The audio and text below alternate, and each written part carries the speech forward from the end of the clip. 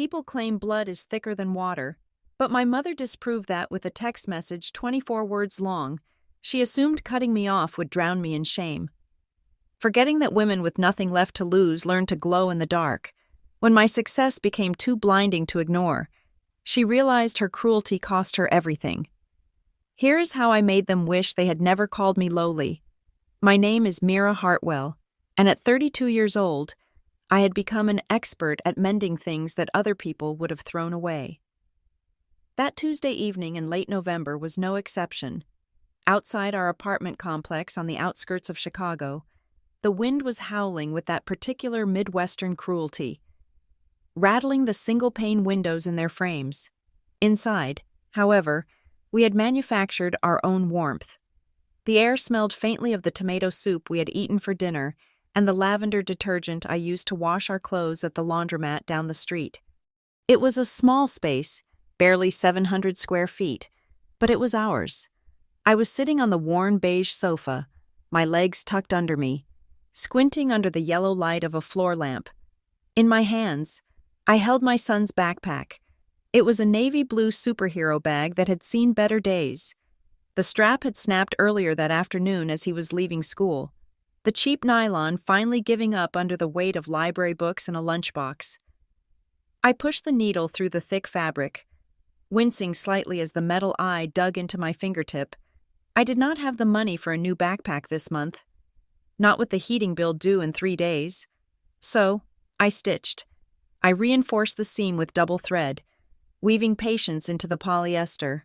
Leo, my 7-year-old son, was lying on his stomach on the rug in front of me. He was bathed in the artificial blue glow of a tablet that was 3 generations old. It was a hand-me-down from my sister, Alana, given to us 2 years ago when she upgraded to the latest model, because the screen on this one had a hairline crack running diagonally across the corner. To Alana, it was trash. To Leo, it was a portal to the world. He was playing a puzzle game, the soft electronic chimes providing a rhythmic background noise to the scratching of the wind against the glass. It was a peaceful moment, the kind of moment I hoarded like gold coins because they were the only currency that truly mattered to me. But peace in my life had always been fragile, built on a foundation of silence and distance from the people who shared my DNA. Then, the silence broke. Not with a shout, but with a question asked in a voice so innocent it made the air in the room feel thin. "Mommy," Leo said, not looking up from the screen. His finger traced a line on the glass. "Is lowly a bad word?" My hand froze mid-stitch. The needle hovered an inch above the blue strap. I felt a cold prickle start at the base of my neck. It was a strange word for a 7-year-old to have in his vocabulary. It felt archaic, biblical, and heavy. "It depends on how you use it." "Leo," I said, keeping my voice steady. I set the backpack down on my lap. "Where did you hear that word?" Leo rolled over onto his back, holding the tablet up toward the ceiling. The cracked screen distorted the light on his small, round face. "I did not hear it. I saw it. Cousin Lucas sent a picture to the family chat. Grandma Beatrice said you are one. She said, 'You are a lowly single mom.'" The air left my lungs. It was not a gasp. It was a vacuum. I had been removed from the prestigious Wellington family group chat 4 years ago. Shortly after I refused to attend my cousin's wedding because I could not afford the $500 bridesmaid dress my mother demanded I wear. Since then, my exclusion had been a passive-aggressive silence. But Leo? Leo was still technically in the periphery. My nephew Lucas, Alana's 10-year-old son, sometimes messaged Leo about video games. I had forgotten that children are not just innocent bystanders. They are conduits. "Let me see, baby," I said. I was proud of how calm I sounded. It was a performance, an Academy Award-winning acting job performed for an audience of 1. Leo handed me the heavy device. The screen was warm to the touch. I looked down at the image. It was a screenshot. Lucas must have thought it was funny, or perhaps he was just a child repeating the cruelty of adults without understanding the blast radius. The image showed the familiar interface of the group chat. At the top, a photo of the family estate, a sprawling colonial house in Connecticut that I had not set foot in for half a decade. The message from Mother took up most of the screen. I am thrilled to announce that for our 40th wedding anniversary, your father and I have booked the Grand Summit Resort for the entire weekend of December 12th. We have reserved the presidential suite and the 3 adjoining villas. Everyone is expected to be there to celebrate our legacy. Everyone. That is, except Mira. My eyes scanned the next few lines, and the text blurred for a second, before snapping into razor-sharp focus. She has chosen her path. She chose to be a lowly single mom, and in doing so, she has tarnished the reputation we have worked decades to build. I will not have her failures casting a shadow over our celebration. From this day forward, I do not have a daughter by that name. We celebrate only with those who understand the value of the Wellington name. I stared at the words, lowly, tarnished, failures. These were not just words. They were a verdict. My mother, Beatrice Wellington, did not speak in anger. Anger implies passion, and passion implies that you care. She spoke in judgments. This was a cold, calculated excision. She was cutting off a limb because she believed it was gangrenous. Simply because that limb was not draped in silk and diamonds. Below her message, the reactions were just as visceral. My father, Preston Wellington, had reacted with a simple thumbs-up emoji. That small, yellow pixelated hand hurt more than my mother's paragraph. It was the symbol of his lifetime of cowardice. He did not even type a word of agreement. He just clicked a button to validate her cruelty. He was a man who had spent 40 years shrinking until he was nothing more than an echo of his wife. Then came Alana, my perfect elder sister. Her message read, "Finally, Mom, we need to focus on positivity. We cannot keep dragging dead weight. Lucas and I are so excited for the resort." And Garrett, my younger brother, the entrepreneur who had burned through 3 startup loans from our parents, chimed in, "About time." I was tired of explaining her situation to my investors. It's embarrassing. I sat there, in my secondhand furniture, holding a cracked tablet, reading about how I was an embarrassment to people who measured their worth by the thread count of their sheets. The cruelty was so absolute, so unified, that it felt physical. It felt like someone had reached into my chest and squeezed my heart with an icy hand. They were going to a resort that cost $2,000 a night. I was sewing a backpack because I could not afford a $20 replacement, and yet, they were the ones who felt victimized by my existence. "Mom?" Leo's voice pulled me back from the precipice.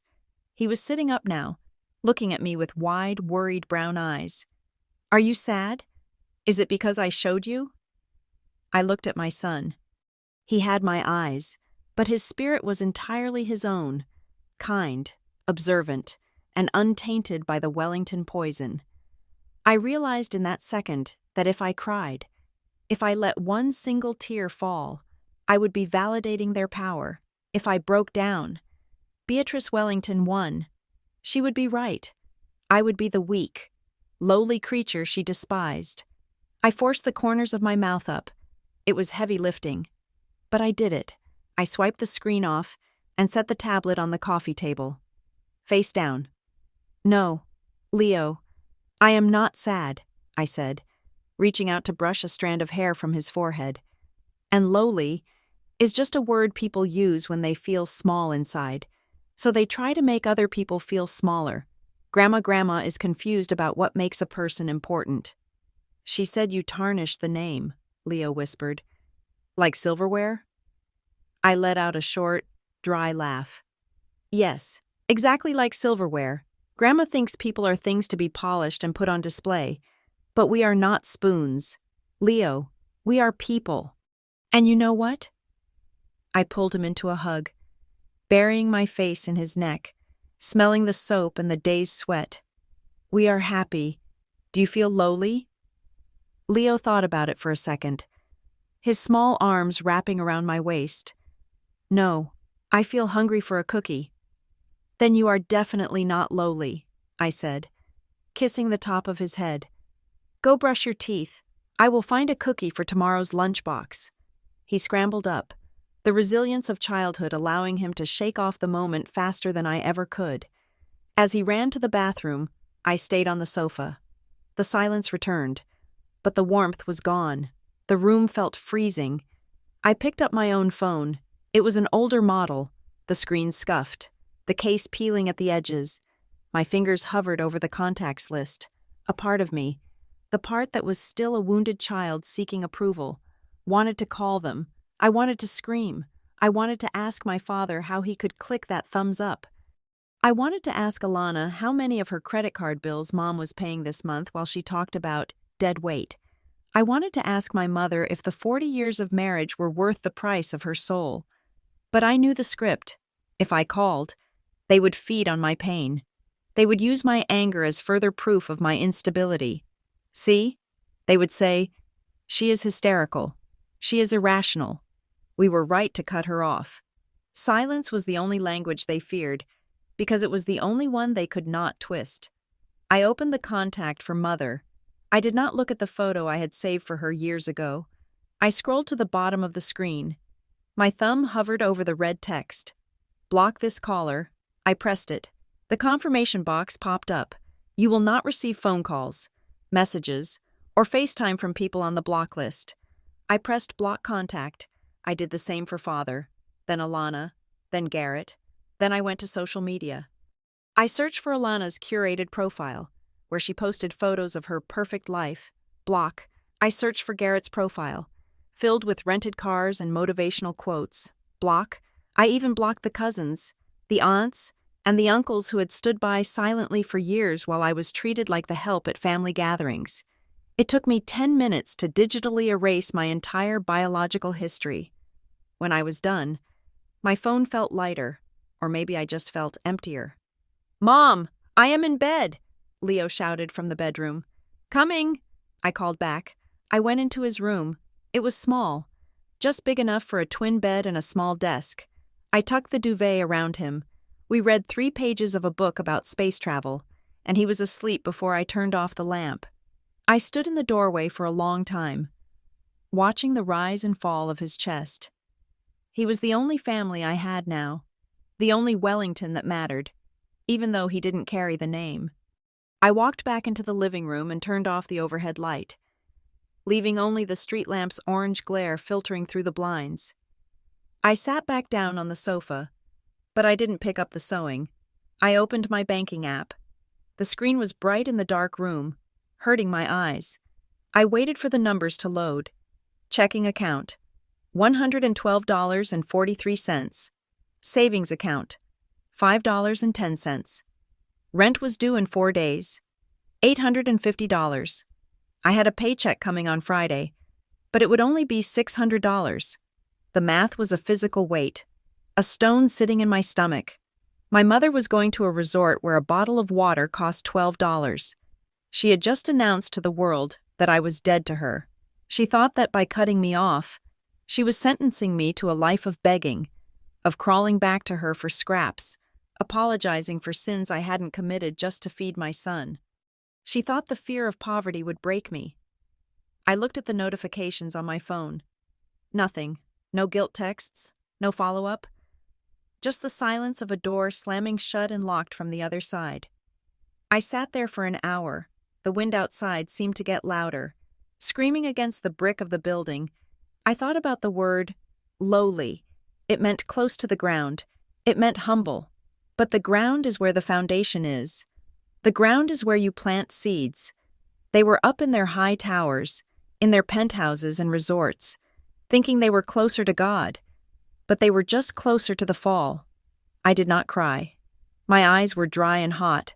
I felt a strange sensation in my chest, not the heartbreak I had expected, but a hardening, like iron cooling into steel. You want me to be lowly? I whispered to the empty room. Fine, I will start from the bottom. I looked at the sewing needle still stuck in the backpack strap. I had fixed the bag. It would hold. It would carry the weight, and so would I. I turned off my phone, plunging the room into total darkness. I did not need their light anymore. I was going to have to learn how to generate my own, and when I did, It would be a fire that would burn their entire paper house to the ground. The screen of my phone was dark, a black rectangle resting on the cheap laminate of my kitchen table like a tombstone for a life I had just buried. The silence in the apartment was heavy, but for the first time in 32 years, it did not feel oppressive. It felt like oxygen. To understand why a mother blocking her own child feels like a relief rather than a tragedy, you have to understand the architecture of the Wellington family. We were not built on affection. We were built on aesthetics. For my mother, Beatrice, a family was not a network of emotional support. It was a display case. We were figurines, dusted off and arranged to catch the light just right for the audience, and God help the porcelain doll that developed a hairline fracture. I was not the black sheep because I was wild. I never did drugs. I never got arrested. I never crashed a car into a neighbor's fence like my brother Garrett did when he was 19. My crime was far more insidious in my mother's eyes. I was average, and worse, I was authentically average in a world where she demanded we be spectacularly fake. The divergence started long before Leo was born, but the fracture became a canyon 7 years ago. I remember the dinner vividly. It was mid-May, the air humid and sticky, but the dining room in my parents' house was chilled to a meat locker temperature to preserve the floral arrangements. We were eating roasted duck. The silverware was heavy silver, the kind that made your wrists tired if you held it too long. I had cleared my throat, my hands trembling under the tablecloth. "I have something to tell you," I had said. "I am pregnant." I expected shock. I expected questions. What I got was a silence so profound it felt like the air had been sucked out of the room. My mother did not ask if I was happy. She did not ask about the baby's health. She slowly set down her fork, the metal clinking against the fine china with a sound like a gunshot. She dabbed the corners of her mouth with a linen napkin and looked at me with eyes that were flat and dead. "And the father?" she asked. "We are not together anymore," I said, my voice barely a whisper. "He is not ready to be a father, and I do not want to force a marriage that will end in divorce in 2 years." That was the moment I died to her. It was not the pregnancy itself. Plenty of wealthy families had scandals. It was my refusal to cover it up with a sham marriage. It was my refusal to play the game. "You are keeping it?" she asked, the word "it" dripping with disdain. "I am keeping him," I corrected. "Then you are choosing a difficult path. Mira," she said, picking up her wine glass, "do not expect us to applaud your mediocrity." From that day on, the erasure began. It was subtle at first, a masterclass in psychological warfare. When Leo was born, there was no baby shower thrown by the Wellingtons. There were no visits to the hospital. When I finally brought him to a family gathering 3 months later, my mother looked at him like he was a stain on the rug that she could not quite scrub out. Then came the photos. My mother was obsessed with the annual Christmas card. It was a production that cost thousands of dollars, involving professional photographers, lighting rigs, and color-coordinated outfits. For the first 25 years of my life, I was front and center, the year Leo was born. I received an email from her assistant, not even from her, stating that the dress code was champagne and gold. I scraped together money so I did not have to buy a gold dress and a tiny matching vest for Leo. When we arrived, my mother looked at us, then looked at the photographer. "Actually," she said, her voice breezy and light, "Mira, sweetie, could you help the photographer with the lighting reflectors? You have such a good eye for shadows." I stood there, holding my infant son, while my sister Alana, her husband, my brother Garrett, and my parents posed in front of the fireplace. I watched them smile, that practiced, tight-jawed Wellington smile. They looked perfect. They looked expensive. And I was standing in the shadows, holding a reflector, literally casting light on them while standing in the dark. That became the routine, for 7 years. Leo and I were ghosts. If we were invited to weddings, we were seated at the table by the kitchen doors, where the waiters dumped their trays. At Thanksgiving, even after I turned 30, I was seated at the children's table, squeezed onto a tiny chair between my nephews, while Alana and Garrett sat at the main table discussing adult matters. "It is just easier," my mother would say if I ever raised an eyebrow. "You have so much in common with the little ones. Plus, Alana needs to discuss her brand partnerships, and Garrett is talking about his investments. You would be bored." The irony, of course, was that Alana's brand partnerships were a house of cards. My sister, the golden child, was a mommy influencer with 200,000 followers.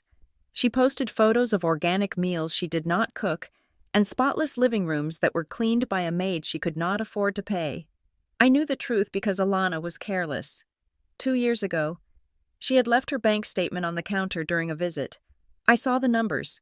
She was $80,000 in credit card debt. Her perfect husband was sleeping in the guest room because he could not stand her constant need for validation from strangers on the internet. But to my mother, Alana was a success because she looked the part. And Garrett, my brother, the entrepreneur. He drove a leased Porsche and talked loudly about crypto and tech startups. He wore suits that cost $3,000. But every few months, there would be a cash flow issue, and my father would quietly transfer $10,000 or $20,000 into Garrett's account. They called it seed funding. I called it an allowance for a 30-year-old man-child. I sat in my dark kitchen, the memories playing out like a film reel I could finally burn. For years, I had internalized their voices. When they called me lowly, or simple, or unambitious, I believed them. I thought that because I worked an administrative job and lived in a rental apartment, I was failing. I thought that because I clipped coupons and shopped at discount stores, I was less than them. But sitting there in the silence, staring at the blocked contacts on my phone, a shift occurred. It was tectonic. The pain I had felt an hour ago, the sharp stab of rejection, began to dissolve, replaced by a cold, hard clarity. They had not punished me. They had liberated me. For a decade, I had spent every ounce of my emotional energy trying to twist myself into a shape they would accept. I had spent money I needed for Leo on gifts they didn't appreciate, on clothes to fit their dress codes, on gas to drive to events where I was ignored. I had been paying a subscription fee to a club that hated me. And for what? To sit at a table with a sister who was drowning in debt and a brother who was a fraud? To seek approval from a mother who only loved reflections of herself? "No more," I said aloud. The sound of my own voice startled me. It was not shaky. It was final. I stood up and walked to the kitchen drawer. I pulled out a black marker and a cheap, white paper napkin. It was flimsy, the kind that tears if you press too hard. But it was the only paper within reach. I smoothed it out on the table. My mother called me a lowly single mom. She used it as an insult. She thought lowly meant weak. She forgot that the low ground is where you build foundations. Skyscrapers do not start in the clouds. They start in the dirt. I looked at the napkin. This was not just a piece of paper. It was a war map. I began to write. Phase 1. Survival. I needed to stop bleeding money. No more trying to keep up appearances. I would cancel the cable I only kept so my parents could watch their news channels if they visited, which they never did. I would stop buying the expensive wine I kept on hand just in case Alana dropped by. Every penny would go to the Freedom Fund. Phase 2. The pivot. My job at the logistics company was a dead end, but it had given me a skill set nobody in my family valued. I knew how to fix disasters. I spent my days smoothing over supply chain ruptures, calming angry clients, and organizing chaos. Alana couldn't handle a bad comment on Instagram without a meltdown. I handled million-dollar shipping errors before my morning coffee. I wrote down crisis management, operations, efficiency. These were boring words to people like my mother. But to businesses, these words were worth gold. Phase 3. The Ghost Empire. I wrote the number 5 on the napkin. 5 years. In 5 years, I would not just be stable. I would be untouchable. I would build something that didn't rely on my last name. In fact, I would build it without my name at all. I would be a ghost. I would be the person people called when they were desperate. when their perfect facades were cracking.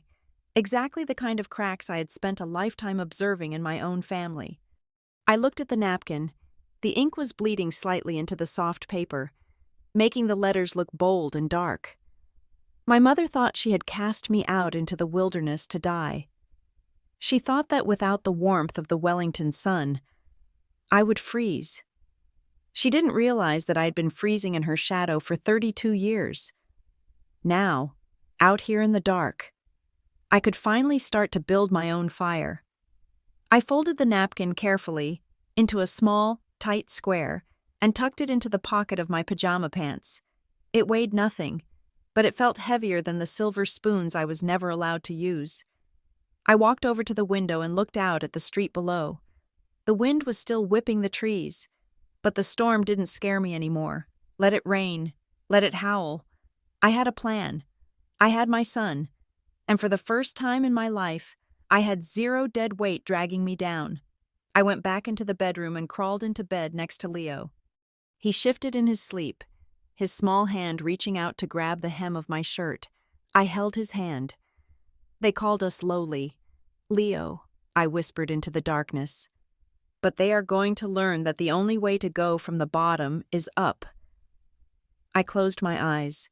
For the first time in years, I didn't dream of them. I dreamed of numbers, of strategies, and of a future that belonged entirely to me. The cracks in my heart were still there, jagged and raw. But I was done trying to fill them with their approval. I was going to fill them with gold, like kintsugi, the Japanese art of repairing broken pottery. I would be stronger at the broken places, and one day, when they looked at me again, they wouldn't see a cracked daughter. They would see a masterpiece they couldn't afford. The sound of poverty is not silence. It is a grinding, metallic screech. That was the sound my 10-year-old sedan made as I turned the key in the ignition on a gray Wednesday morning. It was the alternator dying, a mechanical death rattle that signaled the end of my ability to get to work on time. I sat in the driver's seat, gripping the steering wheel until my knuckles turned white, doing the mental math that had become my constant, suffocating companion. $350 for the part, $150 for labor. That was $500 I did not have. I looked at the dashboard clock. 7:45 in the morning. I was going to be late to Redline Logistics. Again, I dropped my forehead against the steering wheel. The word lowly echoed in the small, freezing cabin of the car. My mother's voice was a ghost in the machine. Lowly people have broken cars. Lowly people are late. Lowly people cannot provide. I got out of the car, slammed the door, and grabbed Leo's hand. We walked 4 blocks to the bus stop in the biting wind. Leo did not complain. He just pulled his scarf up over his nose and held my hand tighter. He needed $40 for a field trip to the planetarium by Friday. I had $12 in my wallet. That was the bottom. The bottom is not a place where you rest. It is a place where you are crushed. But geology taught me something important. Under enough pressure, carbon turns into diamond. If they wanted to crush me, they were only going to make me harder. My day job was a lesson in humiliation. I was an administrative assistant at a logistics firm that moved freight across the Midwest. My boss, a man named Gary who wore shirts that strained against his stomach and smelled permanently of stale coffee, treated me like office furniture. To him, I was just the single mom who needed to leave at 5 sharp to pick up her kid.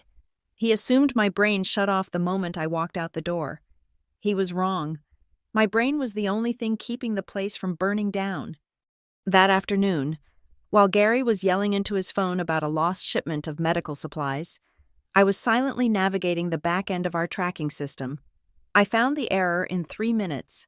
A driver in Ohio had transposed 2 digits on a manifest. I routed the truck, updated the client, and sent the confirmation email before Gary had even finished his tantrum.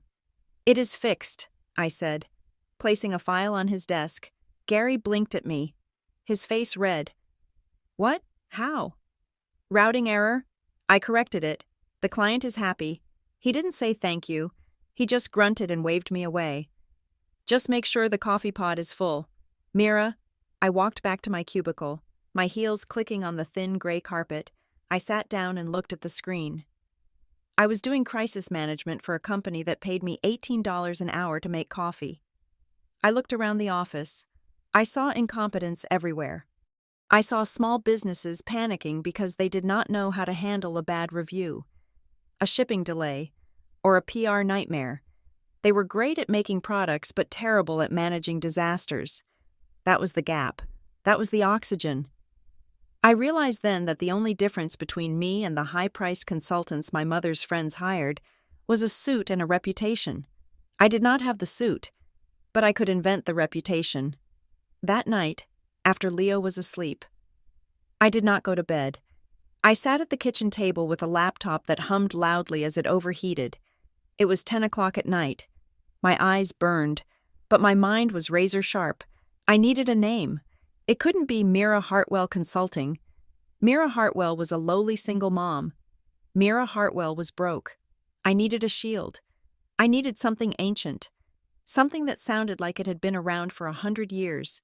I searched through old dictionaries and historical texts until I found it. Ethelgard. It was derived from Old English roots, meaning noble protection. Ethelgard strategy. I bought the domain name for $12. Using the last of the available credit on a card I had promised not to touch. I built a website using a free template. I stripped away everything personal. No photos of me, no address, just a sleek, black and white landing page with bold text. Crisis is inevitable. Survival is a choice. We handle the storm so you can steer the ship. I created an email signature that listed me as M. H. Wells, Senior Analyst. It was gender neutral. It was vague. It sounded like money. Then, I went hunting. I scoured local news sites and social media for businesses in trouble. I found my first target at 1 a.m. It was a chain of 3 family-owned diners called The Skillet, on the north side of the city. They were getting hammered on social media because a video had surfaced of a cook smoking a cigarette near the back door with a crate of lettuce on the ground. The comments were vicious. The owner was fighting back in the comments section, calling customers liars, which was only pouring gasoline on the fire. I found the owner's public email. I wrote, Subject, your reputation is bleeding. I can stop it. Dear Mr. Henderson, by tomorrow morning. That video will have 10,000 more views. Your current strategy of arguing with customers is accelerating the damage. You are about to lose your weekend rush, which I estimate accounts for 40% of your weekly revenue. I can fix this. I will draft a public apology that shifts the narrative. Design a new sanitary protocol you can post to reassure customers, and manage your social media replies for the next 48 hours. My fee is $500, half now, half when the negative engagement drops by 50%. Ethelgard strategy. I hit send. My heart was hammering against my ribs like a trapped bird. $500 was the car repair. It was the field trip. It was breathing room. I went to sleep at 2:30 in the morning. When I woke up at 6 to get Leo ready for school, I checked my phone. There was a reply from 3 in the morning. Do it. Send the money via the link. Fix this mess. I stared at the screen. $250 had hit my account. It was real. I spent my lunch break at Redline Logistics, hiding in the bathroom stall, typing out a press release on my phone. I crafted a statement that was humble, took full responsibility, and announced a zero-tolerance, fresh start initiative. I emailed it to the owner. Then, I spent my evening. From the moment Leo went to bed until 2 in the morning, replying to every single angry comment on the Skillet's Facebook page with a polite, professional, and standardized response I had created. I was a machine. I was not Mira, the tired mother. I was Ethelgard.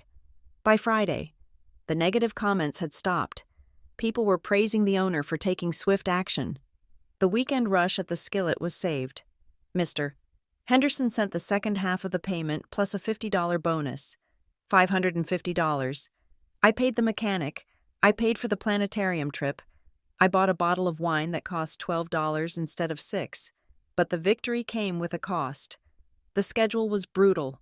I was working 8 hours at Redline, picking up Leo, cooking dinner, helping with homework, and then working 4 to 5 hours for Ethelgard.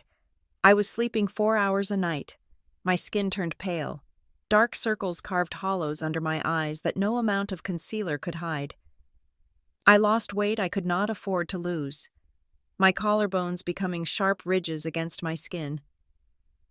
One evening, about 3 months into this double life, I was sitting on the floor of the living room, surrounded by papers. I had picked up 2 more clients, a boutique clothing store dealing with a shipping disaster, and a local contractor accused of cutting corners. I was exhausted. My head was throbbing with a migraine that felt like a nail being driven into my temple. I dropped my head into my hands, ready to cry. The fatigue was a physical weight, pressing me down into the carpet. I felt a small hand on my shoulder. I looked up. Leo was standing there in his pajamas, holding a glass of water. "You are working for the secret people again?" he asked. He knew I had a secret job, though I never told him the details. "Yes, baby," I rasped. "Mommy has to finish this." "You look tired," he said, handing me the water. "I am a little tired," I admitted. Taking the glass, my hand shook slightly. Leo sat down next to me. He picked up a highlighter I had dropped. "It is okay," he said matter-of-factly. "Batman is tired too. He stays up all night saving Gotham. That is what superheroes do. They do not sleep." I looked at my son. He did not see a hag with dark circles and fraying nerves. He saw a hero. He saw someone who was fighting for him. The tears that had been threatening to fall receded. I drank the water. It was cool and clean. "You are right," I said, my voice strengthening. "Superheroes do not quit." "Can I help?" he asked. "You can organize these highlighters by color," I said. He nodded solemnly and began to sort the pens. I looked at the clock. It was 11:15 at night. I had 3 more emails to write and a crisis strategy to map out for a bakery that had accidentally used salt instead of sugar in a wedding cake. I took a deep breath. The lowly single mom was gone. She had been replaced by a woman who was running 2 operational realities simultaneously. My mother had cut me off to starve me, but she had forgotten that hunger is the most potent fuel on earth. I pulled my laptop closer. The screen glowed, illuminating Leo's focused face and my own determined reflection. The math was starting to change. The deficit was shrinking. And Ethelgard's strategy was no longer just a name on a website. It was becoming a weapon. I typed the next sentence. "The problem is not the mistake. The problem is the silence. Here is how we speak." I was done being silent. I was done being afraid of the dark. I owned the dark now. This was my domain, and I was building an empire in the shadows. Brick by brick, hour by sleepless hour, let the Wellingtons sleep in their silk sheets. By the time they woke up, I would be running the world they thought they owned. Time is a currency that behaves differently depending on your net worth. When I was sewing backpacks and counting quarters for the laundromat, time was a thick, suffocating sludge that I had to wade through, minute by agonizing minute. But now, 3 years later, time had become sleek, aerodynamic, and accelerated. It moved at the speed of fiber optic cables and wire transfers. I stood in my office, looking out through floor-to-ceiling glass at the Chicago skyline. I was no longer in the cramped corner of a rental apartment. I was on the 34th floor of a steel and glass tower in the financial district. The sign on the frosted glass door behind me did not say Mira Hartwell. It read, Ethelgard Strategy. The office was minimalist, cold, and efficient. Exactly like the reputation I had built. I had 2 employees now. There was Silas, a data analyst who could find a needle in a digital haystack in under 5 minutes, and Priya, a communications specialist who could spin a hurricane into a refreshing breeze. They were paid double the market rate, signed non-disclosure agreements that were thicker than a phone book, and knew better than to ask about my personal life. My income had not just doubled, it had multiplied by 10, and then 10 again. The math that used to keep me awake at night, the terrifying subtraction of rent versus paycheck, had been replaced by the complex calculus of investment portfolios and tax shelters. I had bought a penthouse 3 months ago. It was a sprawling sanctuary with heated floors, a chef's kitchen I rarely used, and a view that made the city look like a circuit board. But if you looked at my social media, or rather, the lack thereof, you would think I had vanished off the face of the earth.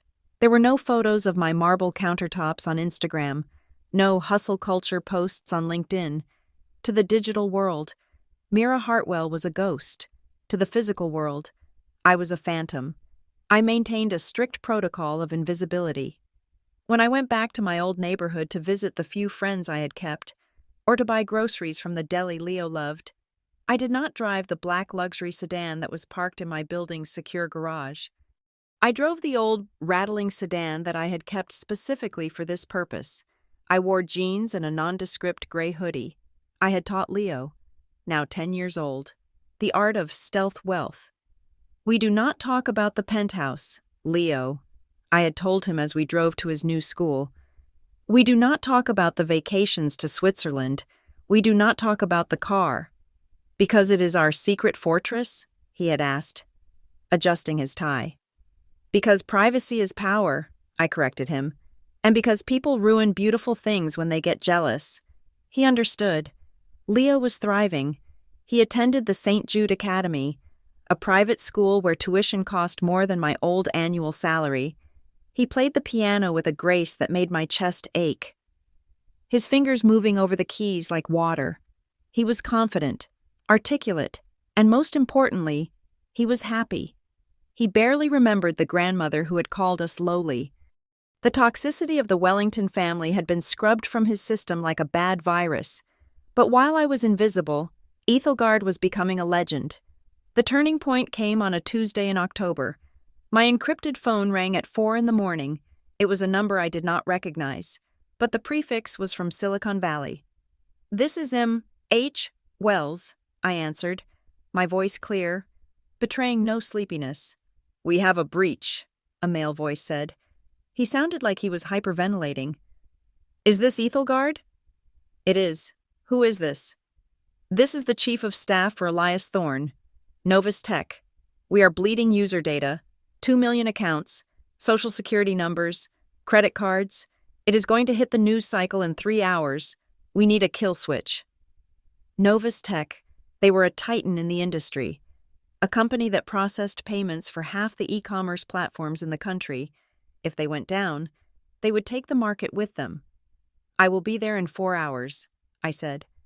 "Do not say a word to the press. Do not tweet. Do not breathe until I tell you to." I chartered a private jet. It was not a luxury. It was a necessity for the timeline. By 9 that morning, I was walking into the boardroom of Novus Tech in Palo Alto. The room smelled of fear and stale sweat. Elias Thorne, a man worth billions, looked like he had aged a decade in a night. He was pacing, his tie undone, surrounded by lawyers who were shouting over each other. When I walked in, the room went silent. I was wearing a sharp, tailored black suit, my heels clicking rhythmically on the polished wood. I carried nothing but a tablet. "Who are you?" one of the lawyers barked. "I am the person who is going to save your stock price," I said calmly. "Sit down." For the next 48 hours, I did not sleep. I orchestrated a masterclass in deflection and accountability. I had their engineering team patch the breach while I wrote a narrative that framed the attack as a state-sponsored act of cyber warfare, which was technically true. Based on Silas's digging, rather than gross negligence, I positioned Novus Tech not as the villain, but as the victim standing on the front line of American digital defense. We released the statement at noon. The stock dipped, wobbled, and then held.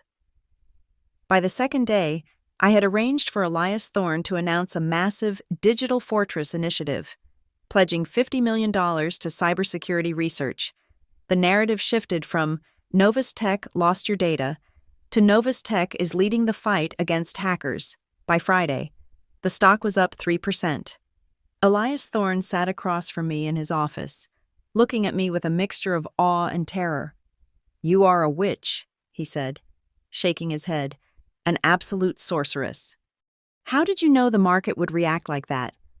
"People forgive victims," I said, sipping an espresso. "They execute incompetent leaders. We made you a victim who fought back. Elias slid a contract across the desk. It was a retainer agreement. The number on the bottom line was 7 figures. I want Ethelgard on speed dial, he said. And I want to know who you really are. M.H. Wells is a ghost. Ghosts are useful. Elias, I said, standing up. They can walk through walls. I left Palo Alto with a signed contract and a new patron. Elias Thorne was not just a client. He was a kingmaker. And now, I was in his court. The ripple effect was immediate. In the upper echelons of society, the country clubs, the charity galas, the boardrooms where my family desperately tried to maintain relevance, the name Ethelgard began to circulate. They whispered about the Iron Lady behind the firm. They speculated about who she was. Was she former CIA? Was she a retired CEO from New York? My mother, Beatrice, heard the rumors. I knew this because I still had access to her digital footprint through a dummy account I used for monitoring.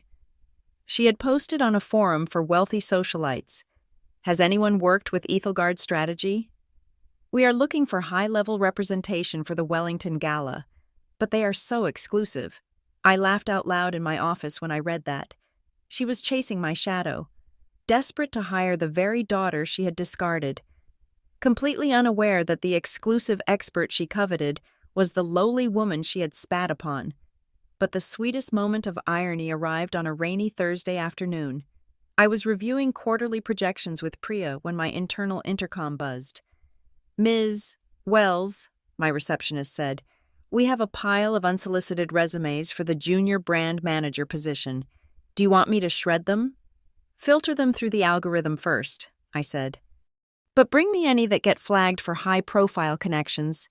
Sometimes nepotism is useful if the candidate has a brain. 10 minutes later, Priya walked in with a single resume. She looked confused. This one is interesting, Priya said.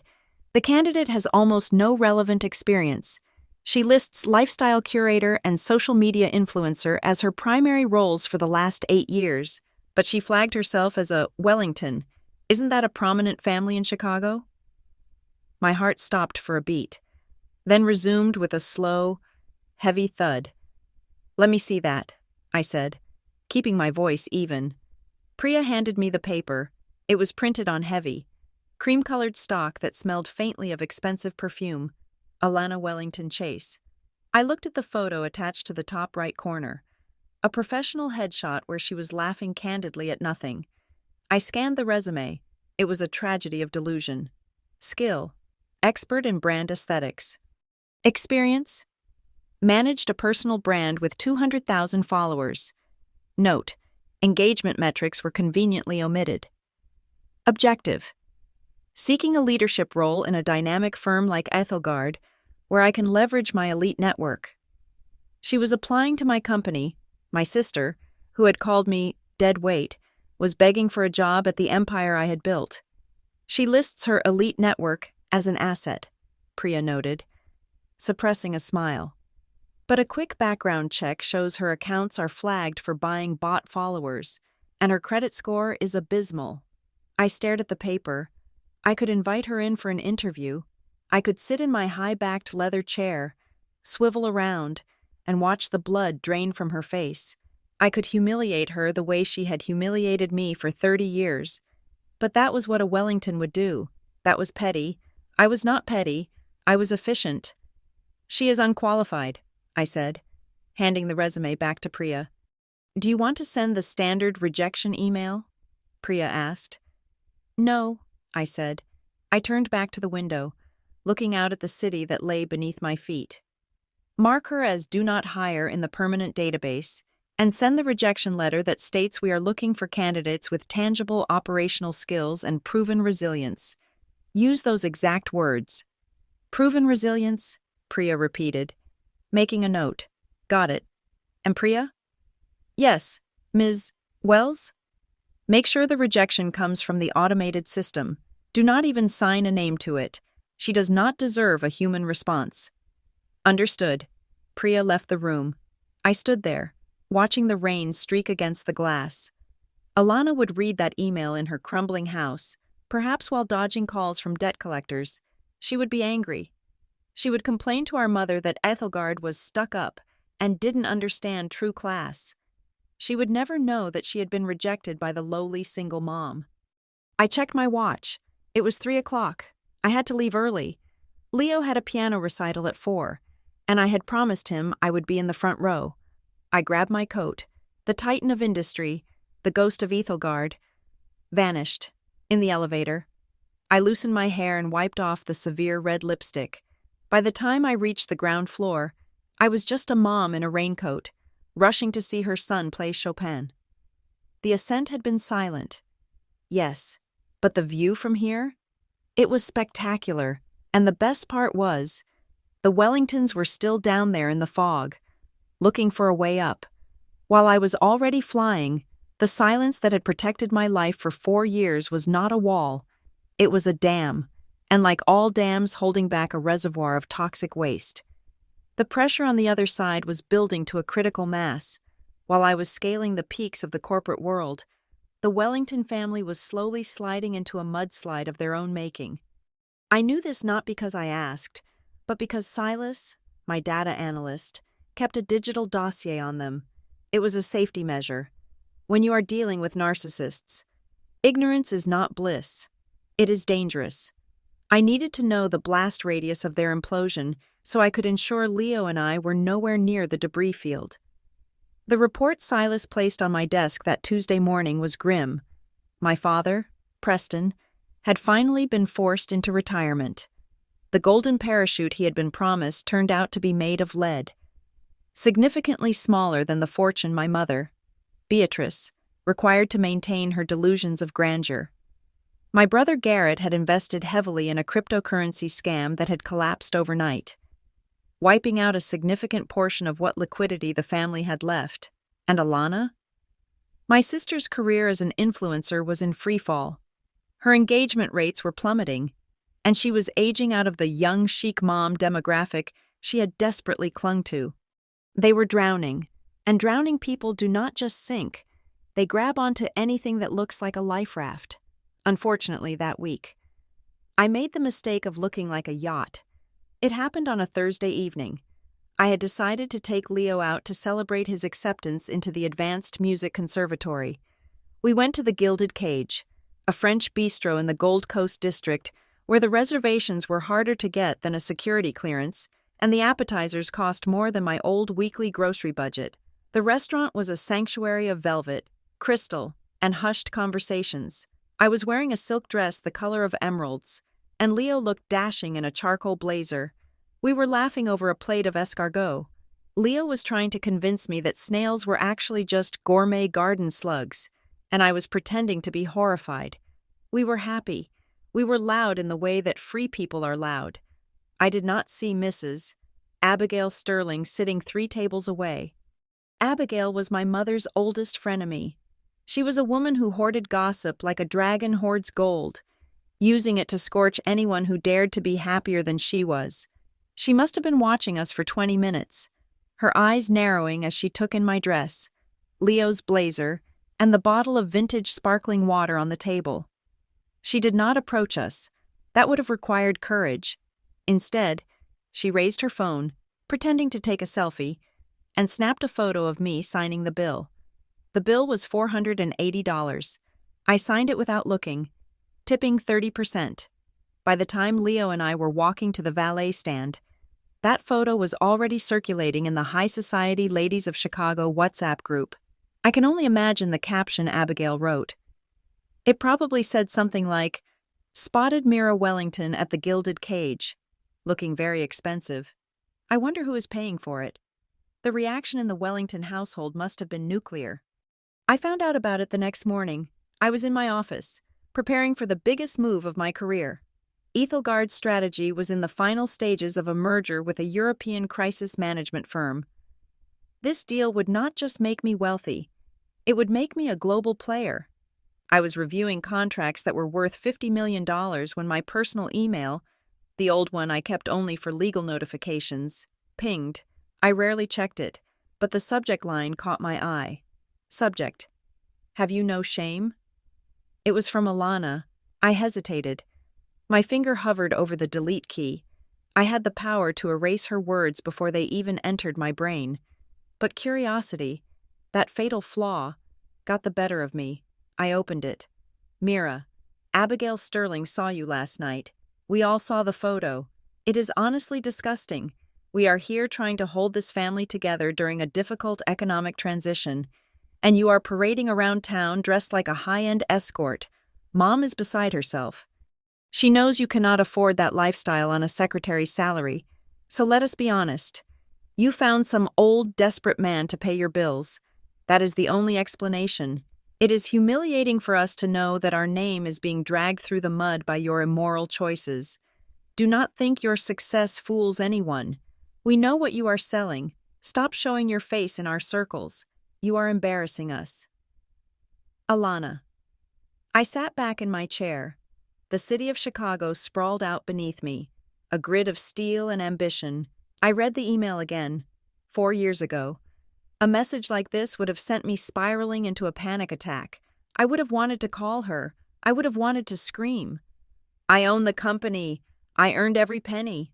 I would have wanted to print out my bank statements and staple them to her forehead. But now, I felt nothing. Actually, that is not true. I felt a mild annoyance, like when you step in a puddle while wearing new shoes. Alana's logic was a perfect circle of narcissism. In her world, I was incapable of success. Therefore, if I appeared successful, I must be cheating. She could not conceive of a reality where her lowly sister had outpaced her. To acknowledge my success would be to admit her own failure, and her ego was too fragile to sustain that weight. I did not reply. I did not feel the need to defend my honor to people who had none. I pressed the delete button, then I emptied the trash folder. I picked up my phone and called my lawyer. James, finalize the merger documents. I want the signatures by 5 in the afternoon on Monday. Consider it done, Ms. Wells, James replied. I went back to work. I had an empire to expand. But while I was working, the Wellington family was stewing. My silence did not shut them down. It provoked them. To a narcissist, no response is the ultimate insult. It means they do not matter enough to warrant a reaction. And because they could not get a reaction, they decided to get answers. This is where Garrett came in. My brother had always fancied himself a sharp operator. He decided that if I wasn't going to confess to my sins, he would uncover them. He wanted to find the sugar daddy, so he could perhaps extort him, or at least expose me. He started digging. He knew I lived in the city, but he didn't know where. However, the photo Abigail took had a clue. Through the window behind my head, you could see a specific angle of the Tribune Tower. Garrett, surprisingly, used some actual intelligence.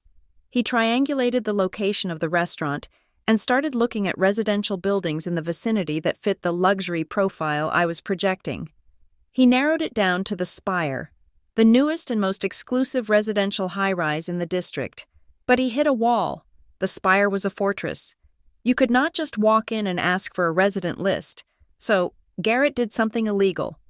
He paid a contact he knew from his shady crypto days, a guy who worked in the city clerk's office, to pull the property deeds for the penthouses in that zip code. He was looking for names of rich old men. He was looking for a Smith or a Johnson who might be keeping a mistress. Instead, late on Friday night, Garrett stared at a PDF document on his computer screen that made his brain short-circuit. Property address, 400 North Lakeshore Drive. Penthouse B, owner of record, M. Hartwell. Purchase price, $4,200,000. Paid in cash. I can only imagine the scene in the Wellington living room that night. Garrett must have printed the paper, his hands shaking. He brought it to the dining room where Beatrice was sipping her third glass of wine and complaining about the cost of the pool maintenance. "Mom," Garrett said, his voice cracking. "Look at this." Beatrice took the paper. She put on her reading glasses. She read the line. "M. Hartwell," she whispered. "Mira?"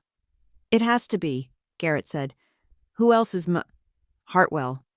But Beatrice looked up. her face pale. Cash? $4 million in cash? That is impossible. She is a single mother. She barely finished college. She sews backpacks. Maybe she stole it, Alana suggested, her voice shrill with jealousy. Maybe she is laundering money for a cartel. Or maybe the old man put the house in her name to hide it from his wife. No, Garrett said, looking sick. I checked the corporate registry too. There is a company registered to that address. Ethelgard Strategy. Ethelgard? Beatrice frowned. I know that name. The Rockefellers used them last month. The CEO of Novus Tech swears by them. They are the top crisis firm in the country. The silence that followed must have been deafening. The puzzle pieces were clicking into place, but the picture they formed was so monstrous to their worldview that they physically rejected it. Mira, the scapegoat, the failure, the lowly one, was Ethelgard? Mira was the entity they had been gossiping about with reverence? It broke the laws of their universe. She played us, Beatrice said finally. Her voice was not proud. It was cold. It was the voice of a predator realizing its prey has grown teeth. She has been sitting on a fortune for years, watching us struggle. She watched your father retire with nothing.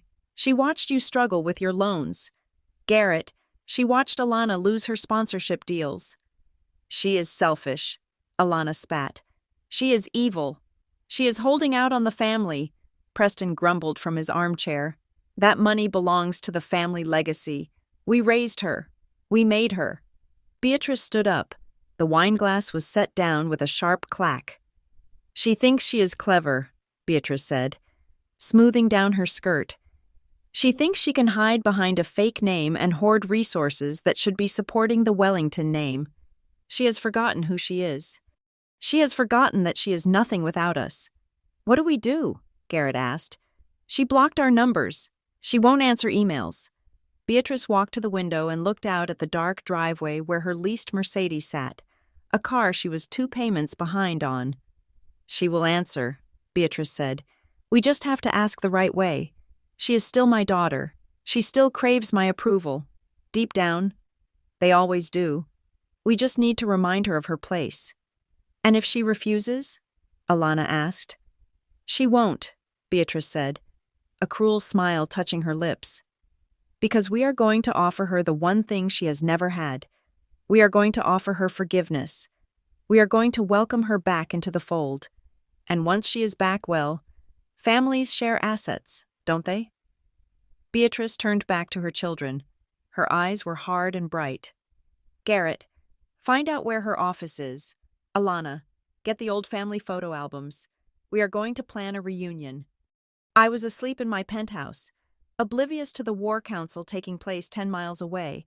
I was dreaming of the merger, of the future, of the legacy I was building for Leo. I did not know that the ghosts of my past were not just haunting the gate. They were picking the lock. They were coming for me, not because they loved me, but because they were hungry. And a hungry narcissist is the most dangerous creature on earth. They saw my success not as my achievement, but as their inheritance. Monday morning, the storm would make landfall, and for the first time in years, I would have to look my mother in the eye. But she was about to learn a very painful lesson. You cannot harvest a crop from a field you salted. The trap arrived on a Wednesday morning, disguised as a gesture of benevolence. It came in the form of a heavy, cream-colored envelope that had traveled a long and ironic journey.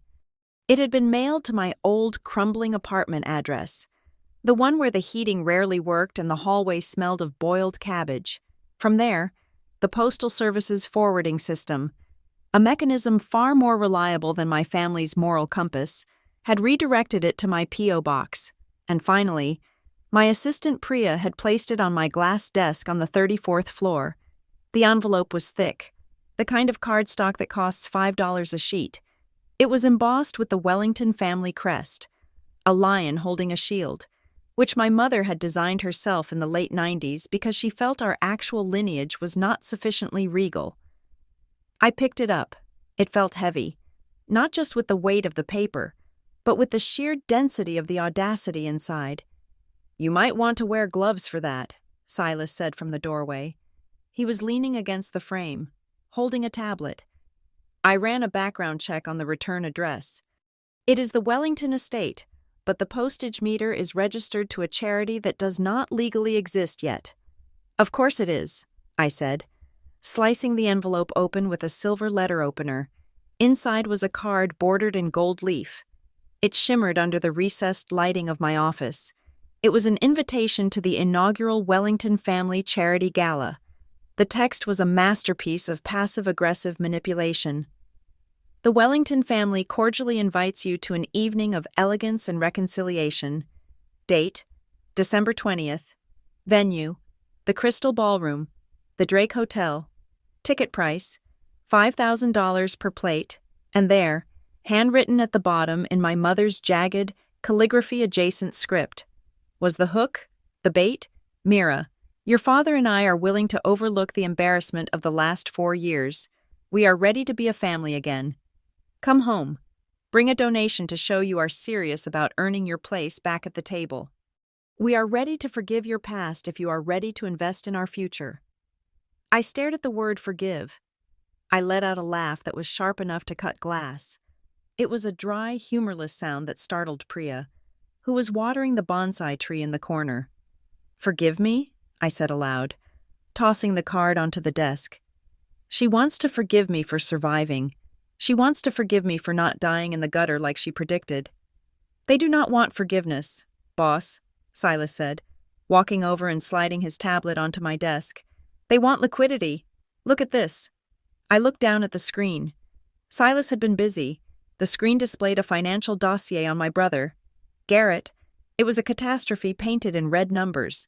Garrett is not just broke, Silas explained, tapping the screen. He is underwater with some very dangerous people. He borrowed $200,000 from a loan shark in Cicero to cover his losses in that crypto scam. The interest rate is 10% a week. He has missed 3 payments. I scrolled down. There were photos of Garrett entering a pawn shop with what looked like my mother's vintage Cartier watch. And Mom? I asked. Beatrice mortgaged the house, Silas said. Second mortgage, high interest. She used the money to put a deposit down on the ballroom at the Drake. They are betting everything on this gala. They need to sell tickets to pay off Garrett's debt and save the house. They think if they can get the elite of Chicago into one room, they can charm their way into new investments. I looked back at the gold-edged invitation. It all made sense. The sudden desire for reconciliation, the invitation sent to my old address. They didn't know I was Ethelgard. They still thought I was the lowly single mom who might have stumbled into a sugar daddy. They assumed that if I had a rich boyfriend, I would be desperate enough for their approval to bring him, and his checkbook, to their party. The donation mentioned in the note was not for charity. It was an extortion fee. They were selling me a ticket to my own abuse, and the price was my financial rescue of the very people who had tried to destroy me. They are starving, I said softly. They are absolutely famished. So? Priya asked, looking at the invitation with distaste. Are we going? No, I said. We are not going. Should we send a refusal? Priya asked. Maybe a gift basket with a note that says, nice try? I shook my head. No, that is what they want. They want engagement. They want a fight. If I fight back, it validates them. It makes them feel important. We are going to give them something much worse. What is that? Silas asked. Silence, I said. Absolute, terrifying silence. We are going to let them sweat. That evening, I took the invitation home. I did not hide it. I placed it on the marble island in our kitchen while I prepared dinner. Leo, now a perceptive 10-year-old with a sharp eye for detail, spotted it immediately. He was wearing his school uniform, his tie loosened, eating an apple. He picked up the heavy card. He read it. Then he looked at the handwritten note at the bottom. He frowned, a deep crease appearing between his eyebrows. They want $5,000 for dinner? Leo asked, his voice skeptical. That is a lot of money for chicken and vegetables. It is not about the dinner, Leo, I said, chopping peppers for a salad. I know, he said. He dropped the card back onto the counter as if it were contaminated. It says they are ready to forgive you, but you did not do anything wrong. Why do they need to forgive you? I stopped chopping. I looked at my son. He was so much smarter than I had been at his age. I had spent 30 years trying to decipher their codes. He cracked it in 30 seconds. Because, Leo, in their story, I am the villain, I explained gently. If I am not the villain, then they have to admit that they were mean for no reason. And they can never admit that. Leo looked at the card again. Are we going? No. Good, Leo said. I have a piano lesson that night anyway. And I do not like people who make you pay to be their friend. Do they want to make you sad again? He asked. No, I replied, wiping my hands on a towel. This time, they want what I have. They want the safety I built. But they will not get any of it. Not a single cent. I threw the invitation into the recycling bin. It landed with a heavy thud, disappearing among the junk mail and empty cereal boxes. The days ticked by. The 20th of December approached. I did not RSVP. I did not send a check. I did not call, for a normal family. This silence would be interpreted as a no, but for the Wellingtons, silence was an error in the system. They could not conceive that their summons had been ignored. They assumed the mail was lost. They assumed I was overwhelmed with gratitude and had forgotten to reply. Or more likely, they were getting desperate because the ticket sales were low and the loan shark was getting impatient. 3 days before the gala, the dam broke. I was in a meeting with the vice president of a pharmaceutical company, discussing a recall strategy for a mislabeled batch of aspirin. We were in the main conference room, the glass walls overlooking the gray winter sky. Priya burst into the room. She was usually the picture of composure, but today her face was flushed, and she looked rattled. "Excuse me, Ms. Wells," she said, her voice tight. "I am so sorry to interrupt." "What is it, Priya?" I asked, keeping my tone calm for the client's benefit. "I have a woman on the main line," Priya said. "She is screaming. She claims to be your mother. She somehow found our main switchboard number. She is demanding to be put through to Mira. She says it is a family emergency." The client looked at me, eyebrows raised. I stood up. "Excuse me for one moment. John, operational hazard." I walked out of the conference room and followed Priya to her desk. "She is hysterical," Priya whispered. "She called the receptionist a useless gatekeeper and threatened to have you fired. She doesn't realize you own the company. She thinks you are an employee here." I looked at the blinking red light on the phone console. Line 1. My mother was on the other end of that line. Beatrice Wellington, the woman who had cut me out of photos. The woman who had called me lowly. She had hunted down the number of Ethelgard's strategy, likely thinking she was calling my employer to get me in trouble, or perhaps thinking she could bully my boss into forcing me to talk to her. "Do not transfer it," I said to Priya. "What should I do?" Priya asked. "Put it on speaker," I said. "But keep the mute button on. I want to hear her." Priya pressed the button. The voice that filled the sophisticated, quiet air of my office was not the polished, dulcet tone of the society matriarch. It was the shrill, jagged shriek of a cornered animal. "Tell you right now, you incompetent girl. I am Beatrice Wellington. My daughter works there. Her name is Mira. You put her on the phone this instant, or I will sue your entire company for obstruction. Do you know who we are? We are the Wellingtons." I stood there, arms crossed, listening. It was pathetic. It was the sound of a deposed queen trying to order a firing squad that had long since gone home. "She is ignoring me," Beatrice screamed. "I know she is there. Tell her that her mother is calling. Tell her we are willing to let her come to the gala. We are giving her a chance. Why is she not answering?" Then, a male voice in the background, my father, mumbled something. "Shut up, Preston!" Beatrice yelled at him, the phone picking up every distortion. "She has to answer. She needs to come." She almost said it. She almost said, "We need the money." I looked at Priya. Priya's eyes were wide. She had never heard raw desperation like this. "Ms. Wells?" Priya mouthed. "Do you want to talk to her?" I looked at the phone. I could pick it up. I could say, "Hello, Mother. I am not the secretary. I am the CEO. I am the one you are begging." It would be satisfying. It would be a cinematic moment, but it would also be a connection. It would give her a voice in my life again. It would let her know that she had reached me. "No," I said. I reached over and pressed the end call button. The screaming cut off instantly. The office returned to its hum of quiet efficiency. "Block the number," I said to Priya. "And block any number associated with the Wellington name. Tell security downstairs that if a woman matching her description shows up, she is to be treated as a trespasser. No exceptions." "Yes, Ms. Wells," Priya said, her fingers flying across the keyboard. "And Priya?" "Yes?" "If she calls back from a different number, tell her that there is no one named Mira employed here. Tell her that the owner of this firm is M. H. Wells, and she does not take unsolicited calls."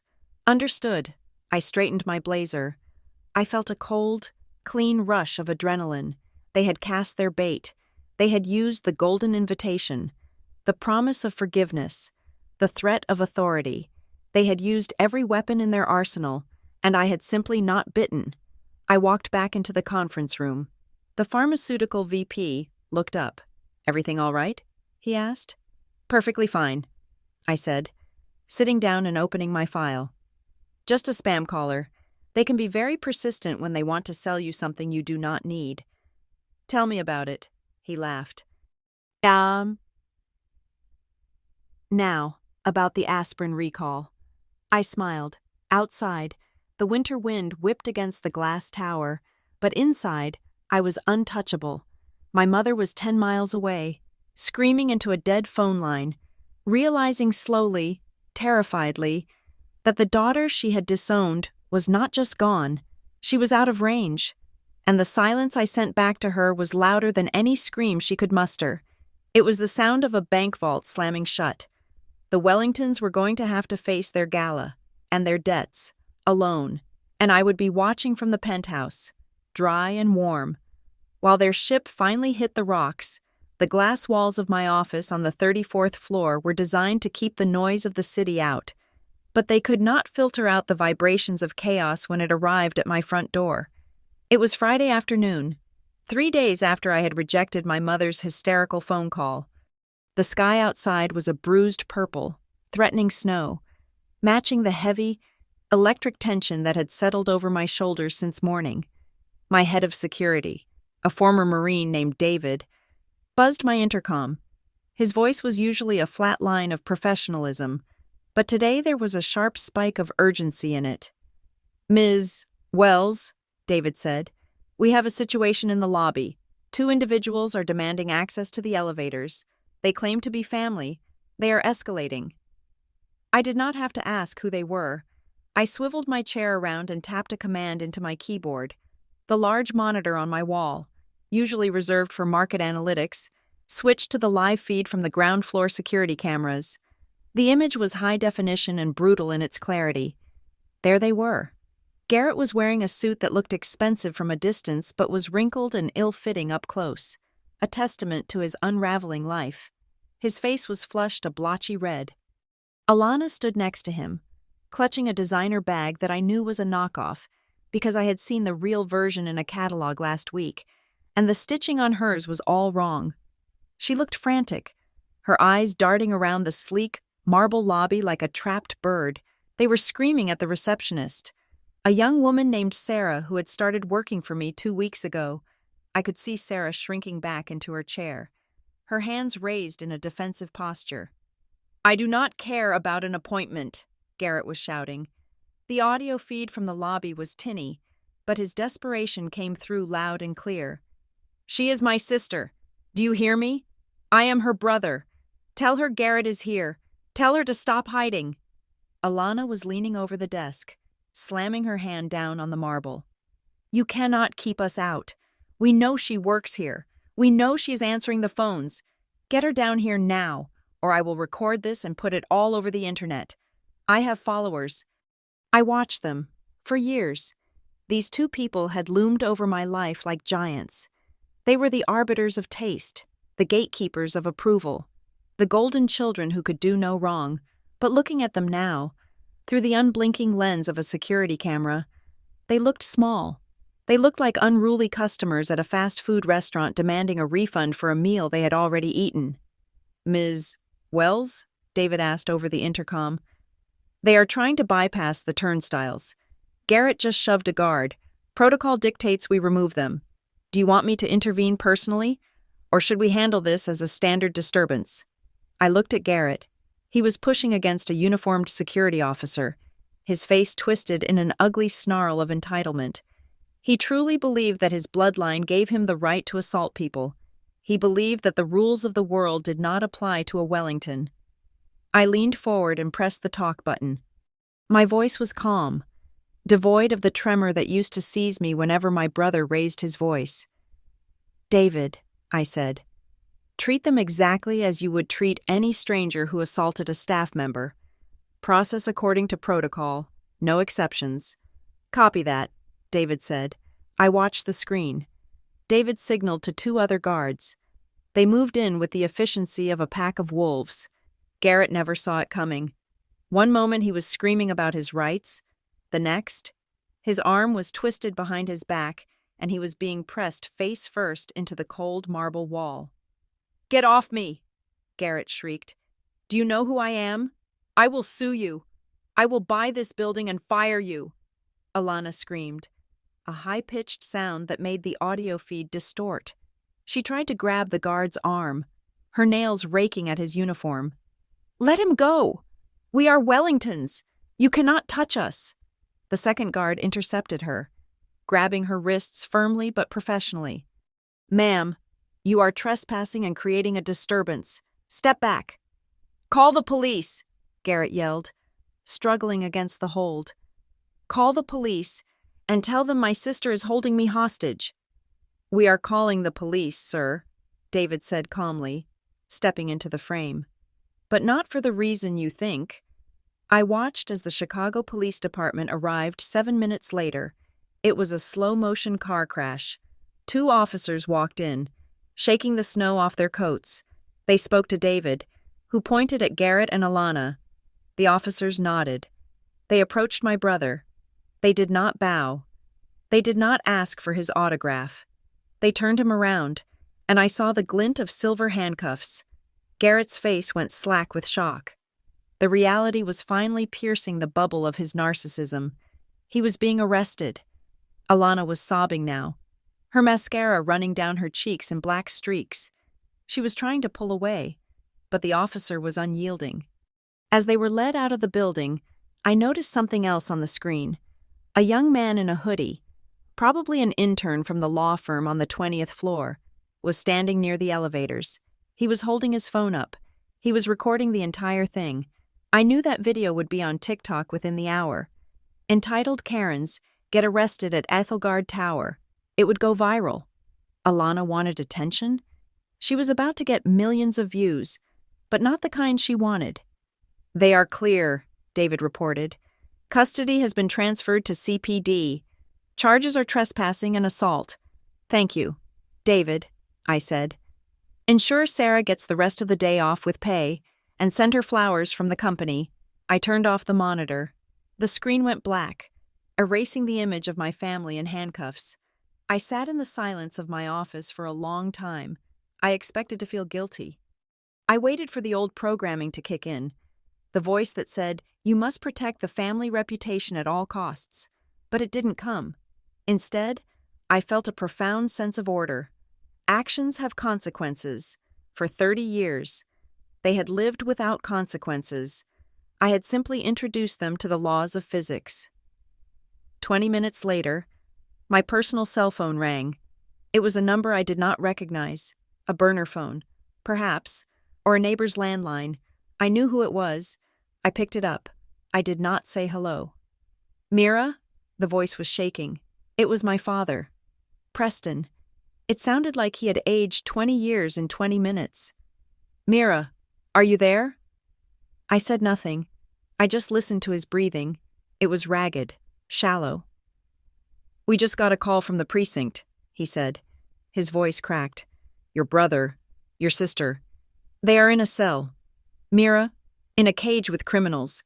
They said security at your building called the police." He waited for me to apologize. He waited for me to say it was a misunderstanding. When I didn't speak, his shock turned into the old, familiar anger. "How could you?" he demanded, his voice rising. "They just wanted to see you. They went there to welcome you back. And you had them arrested? Your own flesh and blood? Have you lost your mind?" "They are frightened. Mira," he shouted now. "Alana is terrified. Garrett is sensitive. He cannot be in jail. You need to go down there right now and drop the charges. You need to tell them it was a mistake. Do you hear me? Fix this." He took a breath, and then delivered the line he thought would break me. "You are cruel. Mira, you are a cruel, heartless woman. Your mother was right about you. You are a stain on this family." I looked at the receiver. I looked at the city below me. I looked at the photo of Leo on my desk, smiling at his piano recital. I opened my mouth. My voice was cool, steady, and sharp as a scalpel. "Mr. Wellington," I said, "I do not have a brother named Garrett. I do not have a sister named Alana. And I certainly do not have a father who would allow his children to abuse people." "What?" he sputtered. "What are you talking about? I am your father." "You have the wrong number," I said, and I hung up. I stared at the phone. It was done. The final cord was cut. I pressed the button for my intercom. "Priya, get James on the line. Tell him it is time to execute the legal strategy. I want the papers served within the hour." James was my general counsel, a shark in a $3,000 suit who lived for litigation. "Ms. Wells," James said when he picked up, "I heard about the excitement in the lobby. Are we proceeding?" "Proceed?" I said. "Full restraining order. Permanent. For me, for Leo, and for the premises of Ethelgard's strategy. Cite the incident today as the primary evidence of threat. And James?" "Yes?" "Make sure the filing includes the full corporate disclosure. I want them to know exactly who they were screaming at." "With pleasure," James said. The legal machinery moved faster than the police processing system.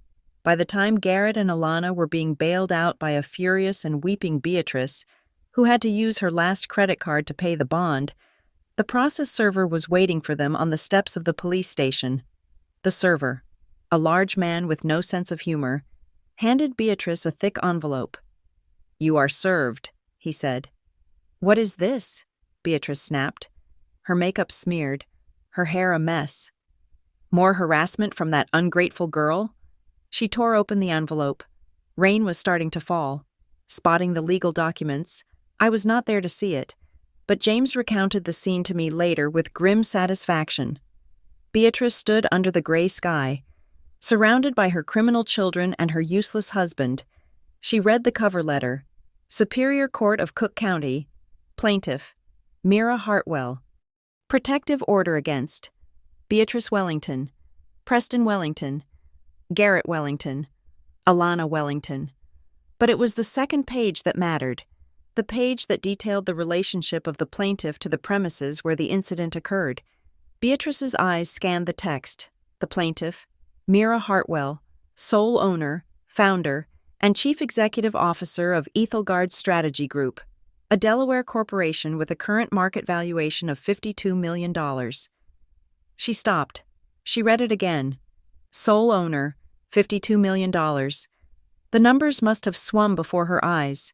The daughter she had called lowly, the daughter she had mocked for sewing backpacks, the daughter she had disowned because she wasn't classy enough. That daughter was not a secretary. She was not a mistress. She was the empire. Beatrice Wellington, a woman who worshipped money above God, realized in that split second that she had thrown away a lottery ticket worth $50 million. She realized that every insult, every exclusion, every text message calling me a failure had been a brick in the wall that now kept her out of the fortune she so desperately needed. She looked at Garrett. She looked at Alana. She looked at the police station. Then, according to the process server. Her eyes rolled back in her head. Her knees buckled. She did not crumple gracefully like a heroine in a movie. She collapsed like a marionette whose strings had been cut, hitting the wet concrete with a heavy, final thud. "Mom!" Alana screamed. "Call an ambulance!" Preston yelled. But I was miles away. Sitting in my warm, quiet office, I watched the snow begin to fall harder, blanketing the city in white. I felt a strange lightness in my chest. It wasn't joy. It wasn't revenge. It was simply the feeling of the truth finally arriving. The lie was over. They knew, and the knowledge was going to hurt them far more than any weapon I could have ever wielded.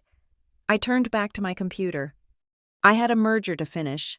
The Wellingtons could deal with the paramedics. I had work to do. The air in New York City in late January is not just cold. It is aggressive. It bites at your exposed skin and demands that you keep moving. But inside the penthouse suite of the Four Seasons, where I was preparing for the most significant night of my career, the temperature was controlled to a perfect 72 degrees. I stood before a full-length mirror, while a tailor named Henri made the final adjustment to the hem of my gown. This was not just a dress, it was a declaration of war. For the Visionary Awards, the most prestigious event in the American business calendar, the expected attire was black, gold, or perhaps a demure navy. It was meant to be understated elegance, but I was not interested in being understated. I was done blending into the wallpaper. "It is bold, madame," Henri murmured, sitting back on his heels.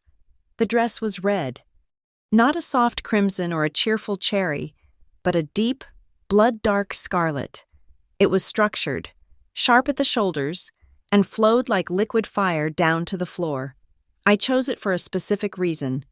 20 years ago, when I was 12, I had tried on a red dress for a cousin's wedding. My mother, Beatrice, had torn it off me. "Red is for attention seekers.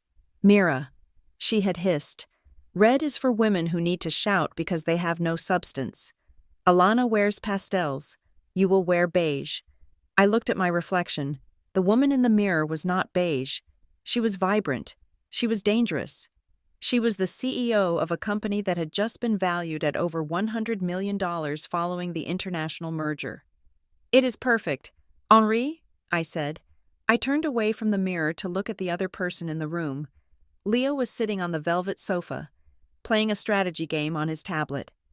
At 11 years old, he had stretched out, losing the softness of early childhood and gaining a quiet, observant intensity that mirrored my own.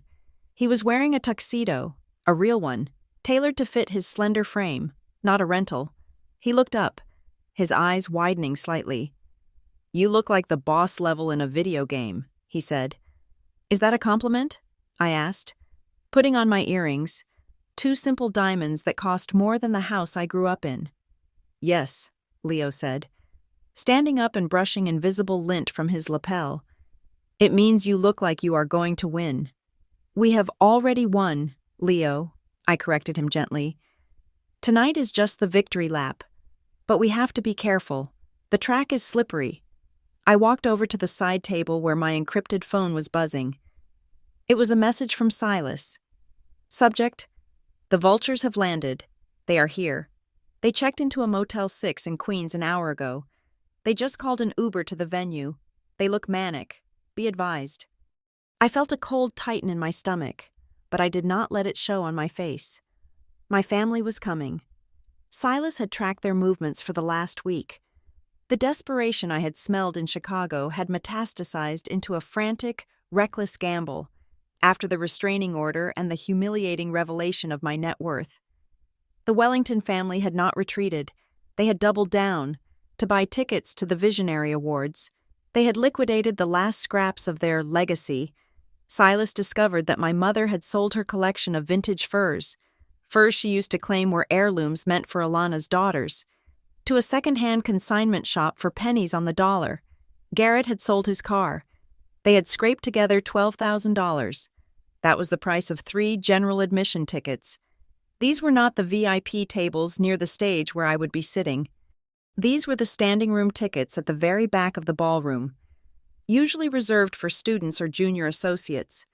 They had spent their last lifeline to get into the same room as me. "Are they coming?" Leo asked. He didn't say their names. He didn't have to. "Yes," I said. "They are." "What is the plan?" Leo asked. He sounded like a miniature corporate spy. "The plan is simple," I said, handing him his coat. "We walk, we smile, we accept the award, and we do not let them touch us. And if they try?"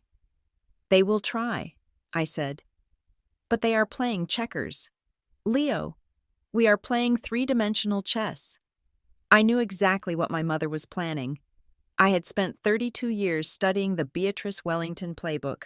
She knew she could not bully me anymore. The restraining order made that legally perilous. So she would pivot. She would try to ambush me in front of the cameras. She would rush at me with open arms, tears in her eyes, crying about how proud she was, how she had always known I was special. She wanted to create a scene where, if I rejected her, I would look like the cold-hearted monster. She wanted to hijack my narrative. She wanted the headlines tomorrow to read, "Tech mogul reconciles with family," not "Tech mogul rises from ashes." She wanted to attach her parasitic reputation to my host body. "Ready?" I asked Leo. He nodded and offered me his arm. "Ready." The limousine ride to the venue was smooth, the city lights blurring past us in streaks of gold and white, but the moment we turned onto the street of the venue, the chaos began. The paparazzi were a wall of flashing lights. The red carpet was a gauntlet. When the car door opened, the noise hit us like a physical wave. Mira, over here." "Ms. Wells, is the rumor true about the acquisition?" "Look at the dress." "Who are you wearing?" I stepped out, my red dress blazing against the black asphalt. I held Leo's hand firmly. We walked the carpet with practiced ease. I smiled. I paused for photos. I answered 2 questions about the future of crisis management. I was in total control, but my radar was fully active. I was scanning the perimeter, looking for the cracks in the facade. We bypassed the main entry line, a long, shivering queue of people waiting to have their tickets scanned, and went straight to the VIP entrance. The security guards, massive men in earpieces, nodded at me. "Ms. Wells, right this way." We were ushered into the inner sanctum. The ballroom was a cavern of gold leaf and crystal chandeliers. Waiters circulated with trays of champagne. The air smelled of expensive perfume and ambition. "Do you want a Shirley Temple?" I asked Leo. "Yes, please," he said, looking around with wide eyes. "This place is bigger than my school." "It is just a room, Leo," I reminded him. "Just a room with fancy lights." We made our way up to the VIP mezzanine. This was a balcony level that overlooked the main floor. It was reserved for the nominees and the top-tier sponsors. From here, we could see everything, but we were separated from the masses below by a velvet rope and a dedicated security team. I took a glass of champagne from a passing tray and leaned against the gilded railing. Looking down into the pit, the general admission guests were starting to flood in. It was a crush of people, shoulder to shoulder, jockeying for position near the bar where the drinks were not free. And then, I saw them.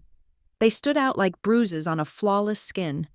My father, Preston, looked shrunken in a tuxedo that was clearly 20 years old. The fabric pulled tight across his stomach. Garrett looked frantic, his eyes darting around the room, sweat already gleaming on his forehead. Alana was wearing a dress that was too sparkly, too loud, trying desperately to look like she belonged, but her body language screamed insecurity. And Beatrice, my mother, was wearing a long black gown. She had had her hair done, probably at a cheap salon in Queens, and it was sprayed into a helmet of perfection. She was holding her head high, but I could see the tension in her neck from 50 feet away. They were arguing with a security guard at the base of the stairs leading to the VIP section. I watched, fascinated. It was like watching a silent film. I saw Garrett point a finger at the guard. I saw the guard shake his head. I saw Beatrice step forward, placing a hand on her chest, putting on her aggrieved aristocrat face. she was probably saying, but I am her mother. She is expecting us. The guard was unmoved. He pointed to their tickets. He pointed to the back of the room. My mother's face contorted. For a second, the mask slipped, and I saw the pure, unadulterated rage underneath. She grabbed Garrett's arm and whispered something violent. Then, she looked up.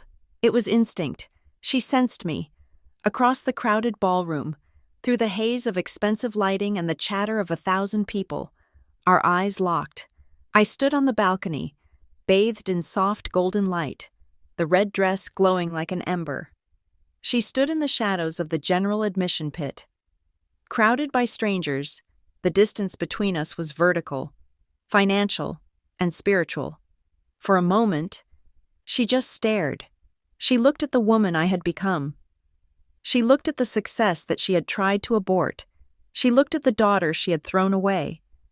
Now standing on a pedestal she could not reach. And then, she did exactly what I knew she would do. She smiled. It was a terrifying, rictus grin. She raised her hand and waved frantically, blowing me a kiss. She nudged Preston and Alana, pointing up at me. They all looked up and started waving, their faces stretching into performative delight. Look, their body language screamed. There she is, our beloved Mira. We are here. We love you. Beatrice made a gesture, pantomiming a hug, then pointed at the stairs again, as if to say, "Tell them to let us up." I felt Leo stiffen beside me. He was looking down at them too. "Is that them?" he whispered. "Yes," I said. "They look fake," Leo said. "Like the robots in that movie." "They are actors, Leo," I said. "But the play is over." My mother was still waving, her eyes manic, willing me to acknowledge her. She needed me to wave back. She needed me to validate her presence. If I waved, I was inviting them in. If I waved, I was giving them permission to storm the castle. I looked at her. I looked directly into her eyes. I did not smile. I did not frown. My face was a mask of absolute, impenetrable indifference. I raised my champagne glass slowly. It was not a toast to her. It was a toast to the distance between us. I held the glass up for a single second, acknowledging that I saw her, acknowledging that I knew exactly what she was doing, and then, with the slow, deliberate grace of a queen dismissing a court jester, I turned my back. I faced the interior of the VIP lounge. I took a sip of the cold, crisp wine. "Come on, Leo," I said, placing a hand on his shoulder. "Let us go find our seats. The show is about to start." Behind me, I could feel the heat of her gaze burning into my shoulder blades. I could imagine the gasp, the shock, the humiliation of being publicly cut dead by her own daughter. I could imagine her trying to explain to the people around her why the loving daughter just ignored her. But I did not turn around to check. I didn't need to. The trap had been sprung, but they were the ones caught in it. They had spent everything they had to come here, thinking they could ambush me. Instead, they had paid $12,000 to watch me walk away. We sat down at our table, front and center. The lights in the ballroom dimmed. The orchestra swelled. "Are you okay, Mom?" Leo asked, patting my hand. "I am better than okay, Leo," I said, smoothing the red silk over my knees. "I am free." The MC walked onto the stage. The ceremony began. Somewhere in the back of the dark room, 4 people were standing in the shadows. Realizing that no amount of waving would ever bridge the canyon they had dug themselves. But the night was not over, and neither was the lesson. Because when I went up on that stage, I was going to make sure the whole world understood exactly where I came from, and more importantly, what I had left behind. The moment the envelope was opened, the air in the ballroom seemed to vibrate. The presenter, a tech billionaire whose endorsement was worth its weight in gold, leaned into the microphone. He paused for effect, his eyes scanning the room, before landing on the table in the front row where a woman in a blood-red dress sat with her son. "For redefining the architecture of crisis management," he announced, his voice booming through the speakers. "For proving that the strongest structures are built from the ground up. The Visionary Entrepreneur of the Year award goes to Mira Hartwell of Ethelgard Strategy. The applause was not polite. It was torrential. It sounded like heavy rain on a tin roof. I stood up. I squeezed Leo's hand one last time. "Go get it, Mom," he whispered. I walked the 10 steps to the stage. The lights were blinding, white and hot, turning the audience into a sea of faceless shadows. I ascended the stairs, the red silk of my gown flowing behind me like a royal train. I took the heavy crystal trophy. It felt cool and solid in my hands. I stepped to the podium. I adjusted the microphone. I looked out at the 2,000 people, titans of industry, media moguls, the gatekeepers of the American dream. "Thank you," I said. My voice was steady. It did not shake. 4 years ago, I was sitting in a dark apartment with $112 to my name. I was sewing a backpack because I could not afford a new one. I was told, by the people who were supposed to believe in me the most, that I was lowly. The room went dead silent. "They used that word to break me," I continued. "But they made a mistake.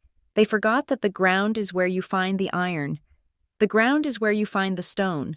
I built this company not with a loan, but with the debris of the life that was burned down around me. To anyone out there who feels lowly tonight, remember this. The view is always best from the top, but the strength comes from the climb." I lifted the trophy. The applause began to swell again, a wave of validation that washed away 30 years of insecurity. But before the wave could crest, it was shattered. "That is my daughter!" The scream came from the side of the stage. It was shrill, desperate, and piercing. I froze. The audience froze. From the shadows of the wings, where the backstage crew was monitoring the sound, a figure burst forth. It was Beatrice. She must have used the chaos of the standing ovation to slip past the security checkpoint at the base of the stairs.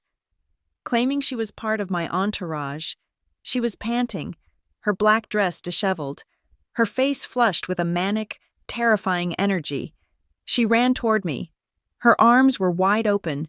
She looked like a caricature of maternal love, a performance so exaggerated it bordered on the grotesque. "Mira," she sobbed, loud enough for the microphone to pick up.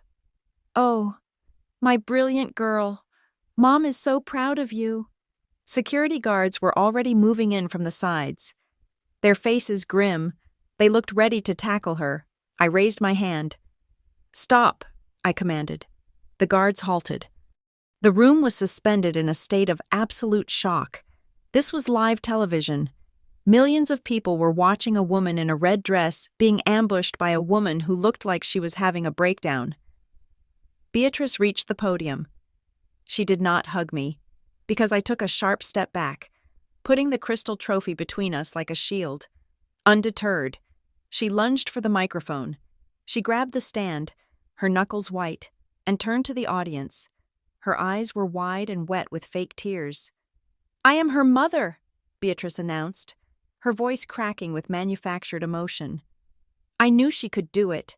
We pushed her so hard because we knew she had greatness in her. Our family, the Wellington family, believe in tough love. We gave her the grit she needed. This victory belongs to the family legacy." She turned to me, a smile plastered on her face that didn't reach her cold, dead eyes. "Come here, darling. Let the world see us together. We are finally united." From the corner of my eye, I saw Preston and Alana standing at the foot of the stairs, looking up with hopeful, hungry expressions. They were waiting for the signal to come up. They were ready to bask in the light I had generated. It was a masterclass in gaslighting. She was rewriting history in real time. She was trying to steal the narrative, to claim that her abuse was actually education, that her cruelty was actually encouragement. She wanted the world to think that Ethelgard was a Wellington creation. I looked at her. I looked at the woman who had made me feel small for 3 decades. I felt a strange calm settle over me. It was the calm of a sniper who has waited 4 days in the snow for the perfect shot. I did not yell. I did not cry. I simply stepped back to the microphone. Beatrice tried to hold on to it, but I placed my hand over hers. My grip was iron. She flinched at the strength in my fingers and let go. "One moment," I said into the mic. My voice was cool, conversational. "Before we celebrate this family legacy, I think it is important that we acknowledge the origin of my company. My mother says she gave me the grit I needed. She says she supported me." Beatrice nodded vigorously, wiping a tear. "Always, darling. We always loved you." "Silas," I said, looking up at the control booth at the back of the room. "Please run the slide I prepared for the origin story segment. File name. The receipt. Silas. My loyal analyst who was sitting in the tech booth specifically for this contingency, hit a button. Behind me, the massive 40-foot LED screen that had been displaying the awards logo flickered. The room gasped, a collective intake of breath that sucked the oxygen out of the ballroom. Projected on the screen, 10 feet high, was a screenshot of a text message.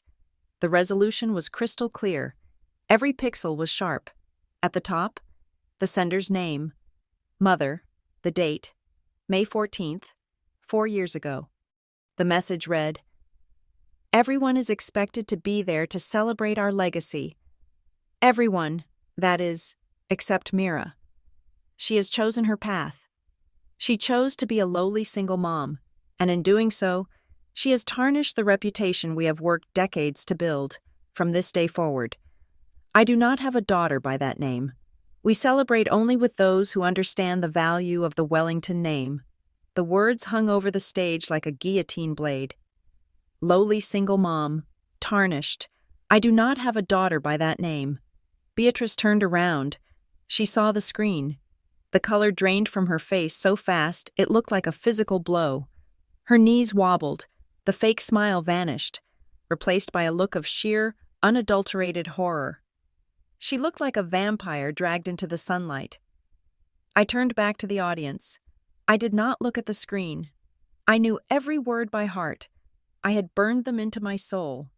"That," I said, pointing a finger at the screen without looking back, "is the support I received." I turned to Beatrice. The camera zoomed in tight on our faces. Her trembling, terrified face against my stoic, unyielding one. "You called me lowly," I said. My voice echoed through the cavernous hall, bouncing off the gold leaf and the crystal. "You threw me away because I did not fit your aesthetic. You let my son and me sleep in the cold because you were afraid we would embarrass you." Beatrice opened her mouth, but no sound came out. She was drowning in the truth. "You do not get to claim the harvest," I said, my voice dropping an octave, becoming dangerous. "When you were the one who salted the earth." I took a step closer to her. She shrank back, hitting the podium. "You said you did not have a daughter by the name of Mira," I said. "And for the first time in your life, mother, you were right. You do not have a daughter. You have a creditor. And your debt is canceled, because I am declaring bankruptcy on this relationship." I turned to the security guards who were waiting in the wings. "Please remove this stranger from my stage," I said. She was not invited. The audience erupted. It was not applause this time. It was a roar of shock and righteous indignation. 1,000 voices murmured and shouted. "Get her out!" someone yelled from the back. "Shame!" another voice cried. Beatrice looked around wildly. She looked for an ally. She looked for an exit, but there was nowhere to hide.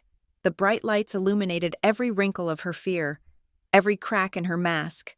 Preston and Alana, at the bottom of the stairs, were trying to back away, trying to blend into the crowd, but the cameras had swung around to find them. They were captured in 4K resolution, looking small, petty, and utterly defeated. The security guards stepped forward. They did not touch Beatrice gently this time. They took her by the arms. "No!" Beatrice shrieked, the sound tearing through the room. "I am her mother! Mira! Tell them! We are family!" I stood still as a statue in my red dress. Clutching my award, I watched as they dragged her across the stage. Her heels dragged on the floor. Her dignity was gone. She was just a screaming woman being evicted from a place she had never belonged. "Mira!" she wailed one last time as they reached the stairs. I leaned into the microphone one last time. "My name is Mira Hartwell," I said, "and I built this myself." The guards hauled her down the stairs. I watched as they rounded up Preston, Alana, and Garrett. The crowd parted for them.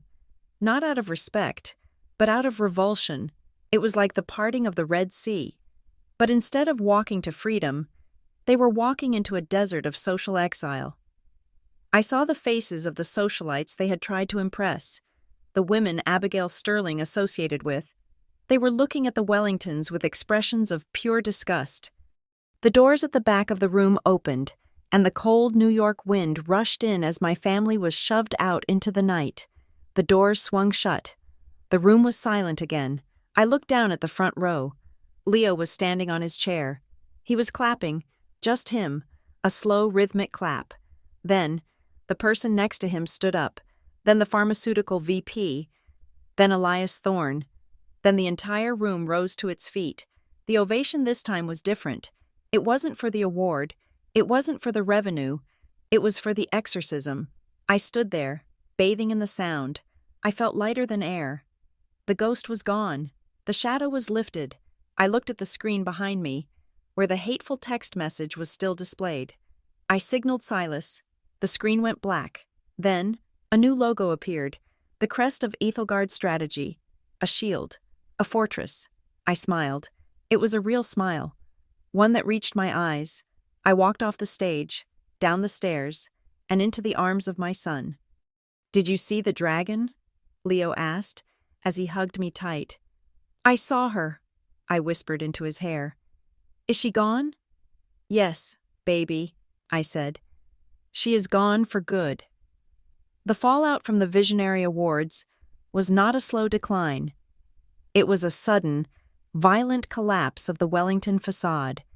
In the age of digital information, truth travels faster than light, and the truth about my family had been broadcast to 10 million viewers in high definition. The image of the text message calling me a lowly single mom had been screenshotted, shared, and memed across every social media platform from Twitter to TikTok. For 30 years, my mother had curated an image of untouchable elegance.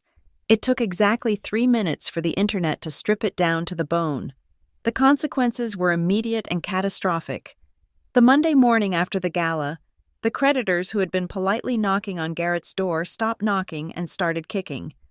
The loan sharks from Cicero, men who did not care about social standing or viral videos, seized his leased luxury car directly from the driveway. When that did not cover the $200,000 he owed, they paid him a visit that left him with a fractured rib and a terrifying deadline of 48 hours to find the rest. Alana fared no better. Her carefully constructed empire of lifestyle influence evaporated. The brands that had supported her, the organic baby food companies, the luxury linen startups, the skincare lines, dropped her within 24 hours. They released statements distancing themselves from toxic family values. Her follower count dropped by 100,000 in a single afternoon. She was left with a garage full of unsold merchandise and a mortgage she could not pay. But the final blow landed on my parents. The bank, which had been lenient due to my father's past reputation, saw the writing on the wall. They saw a family that was publicly disgraced and financially insolvent. They called in the second mortgage, the sprawling colonial house in Connecticut. The stage where my mother had performed her role as the grand matriarch for 4 decades was foreclosed upon. They had 30 days to vacate. I did not learn this from them. I learned it from the news. The Chicago Tribune ran a small piece in the business section. Wellington estate to be auctioned following bankruptcy filing. I read the article while drinking coffee in my penthouse. I felt a strange detachment, like I was reading about a historical event that happened to people I did not know. 30 days passed. The winter turned from the sharp cold of January to the wet and gray misery of late February. It was a Tuesday night. A storm had rolled in off Lake Michigan, hammering the city with freezing rain and wind that screamed around the skyscrapers. Inside my apartment, It was warm and still. The only sound was the hum of the refrigerator and the soft turning of pages. Leo and I were in the living room. I was reviewing a contract for a new client in Tokyo, and Leo was reading a graphic novel. It was the kind of peace I had dreamed of when I was sewing backpacks by candlelight. Then, the intercom buzzed. It was not the polite chime of the lobby desk. It was the harsh, insistent buzz of the street-level gate. I frowned. It was 9 o'clock at night. The doorman usually screened everyone. I walked over to the wall-mounted panel. I pressed the button to activate the video feed. The camera lens was speckled with rain, blurring the image, but I could see them. There were 4 figures standing huddled together under the overhang of the building's entrance. They were soaking wet. They did not have umbrellas. I zoomed in. The woman in the center was Beatrice, but it was not the Beatrice of the gala. The helmet of hairspray was gone, replaced by wet, stringy gray hair that plastered to her skull. Her designer coat was stained and looked heavy with water. She was shivering violently. Next to her was Preston, hunched over, clutching a plastic garbage bag that looked like it contained clothes. Garrett was leaning against the brick wall, looking over his shoulder as if he expected someone to jump out of the shadows and hit him again. Alana was crying, her makeup smeared across her face in dark streaks. They looked like refugees. They looked like the very people they used to sneer at from the windows of their limousine. My finger hovered over the talk button. I knew I should just leave it off. I knew I should call security, but some final, lingering thread of curiosity, or perhaps the need for closure, made me press it. "Yes?" I said. My voice was calm, amplified by the speaker down on the street. They all jumped. Beatrice looked up at the camera, her eyes searching the lens as if she could see me through the fiber optics. "Mira?" she gasped. Her voice was distorted by the wind and the static. "Mira, is that you? Oh, thank God. Please, please let us in." "What do you want?" I asked. "We have nowhere to go." Beatrice sobbed. She stepped closer to the camera, her face filling the screen. I could see the desperate lines around her mouth. "The bank took the house today. They locked us out. They changed the locks. Mira, we have been driving for 6 hours. We have no money for a hotel. Garrett's car ran out of gas 3 blocks away. We walked here in the rain. We are family." "Mira," Preston chimed in, his voice shaking. "You cannot leave us on the street. It is freezing. Your mother is sick. We just need a place to sleep, just for a few nights, until we get back on our feet." "Please," Alana wailed from the back. "I am cold. My shoes are ruined. Let us up. You have so much room."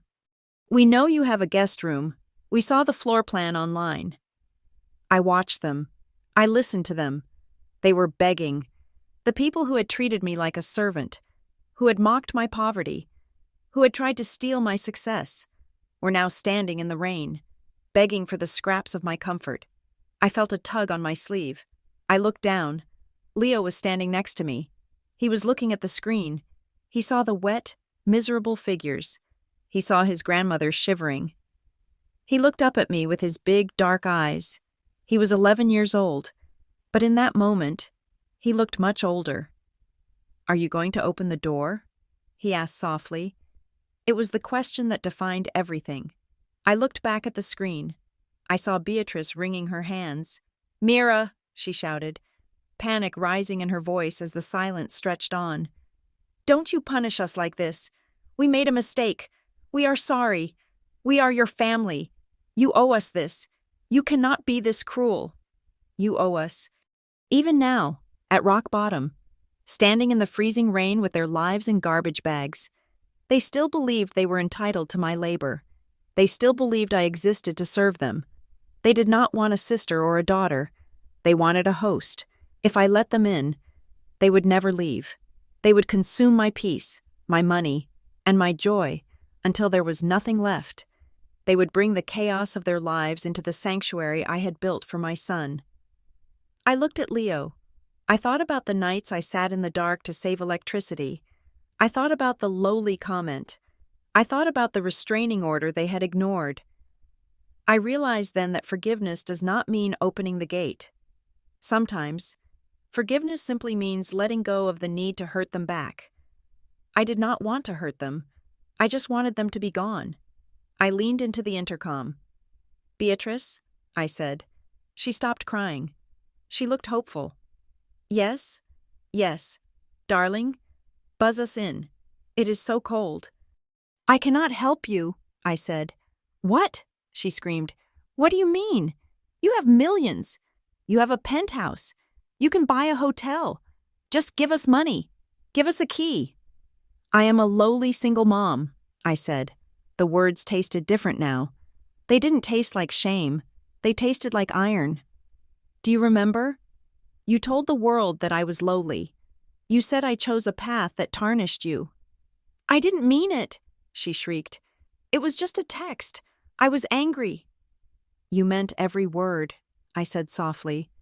"And because I am lowly, I do not have the class or the pedigree to save people like you. I am just a simple woman trying to raise her son." "Mira," Garrett yelled, stepping forward. "Open the damn door. I am in trouble. They are going to break my legs." "Then you should start running," I said. I looked at them one last time.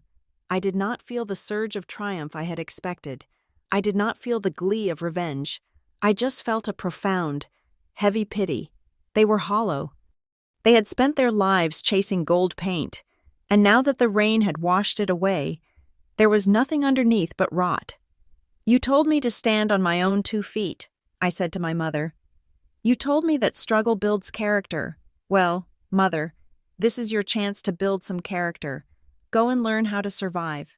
I did it. You can do it too." "No," Beatrice screamed. "You cannot do this. I am your mother." "Goodbye, Beatrice," I said. I pressed the disconnect button. The screen went black. The sound of their screaming, of their fists pounding on the metal gate, was instantly cut off. The high-tech insulation of my building swallowed the noise. I stood there for a moment, staring at the blank gray panel. It was over. The final door was closed. I took a deep breath. The air in the penthouse smelled of lemon polish and old books. It smelled of safety. I turned to Leo. He was watching me carefully. "Are you sad?" he asked.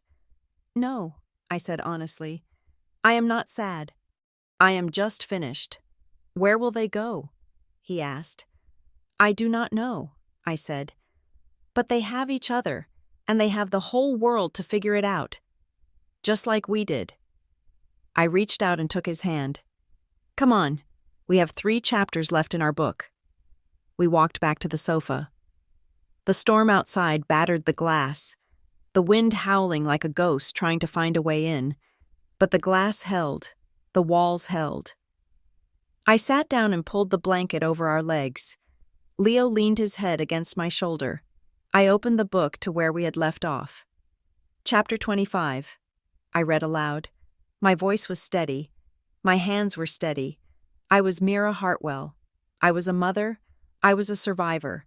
And for the first time in my entire life, I was completely, beautifully free. The darkness outside could rage all it wanted. Inside, we had created our own light, and it was never going to go out. Thank you so much for listening to my story. It has been a long journey from the dark to the light, and I appreciate you walking this path with me. I would love to know where you are listening from. Please drop a comment below and tell me which city or country you are in, and share your thoughts on whether you would have opened that final door. If you enjoyed this story, please subscribe to the Blue Payback channel, like this video, and smash that hype button so we can share this message of resilience with even more people. Stay strong, and remember, you are the author of your own ending.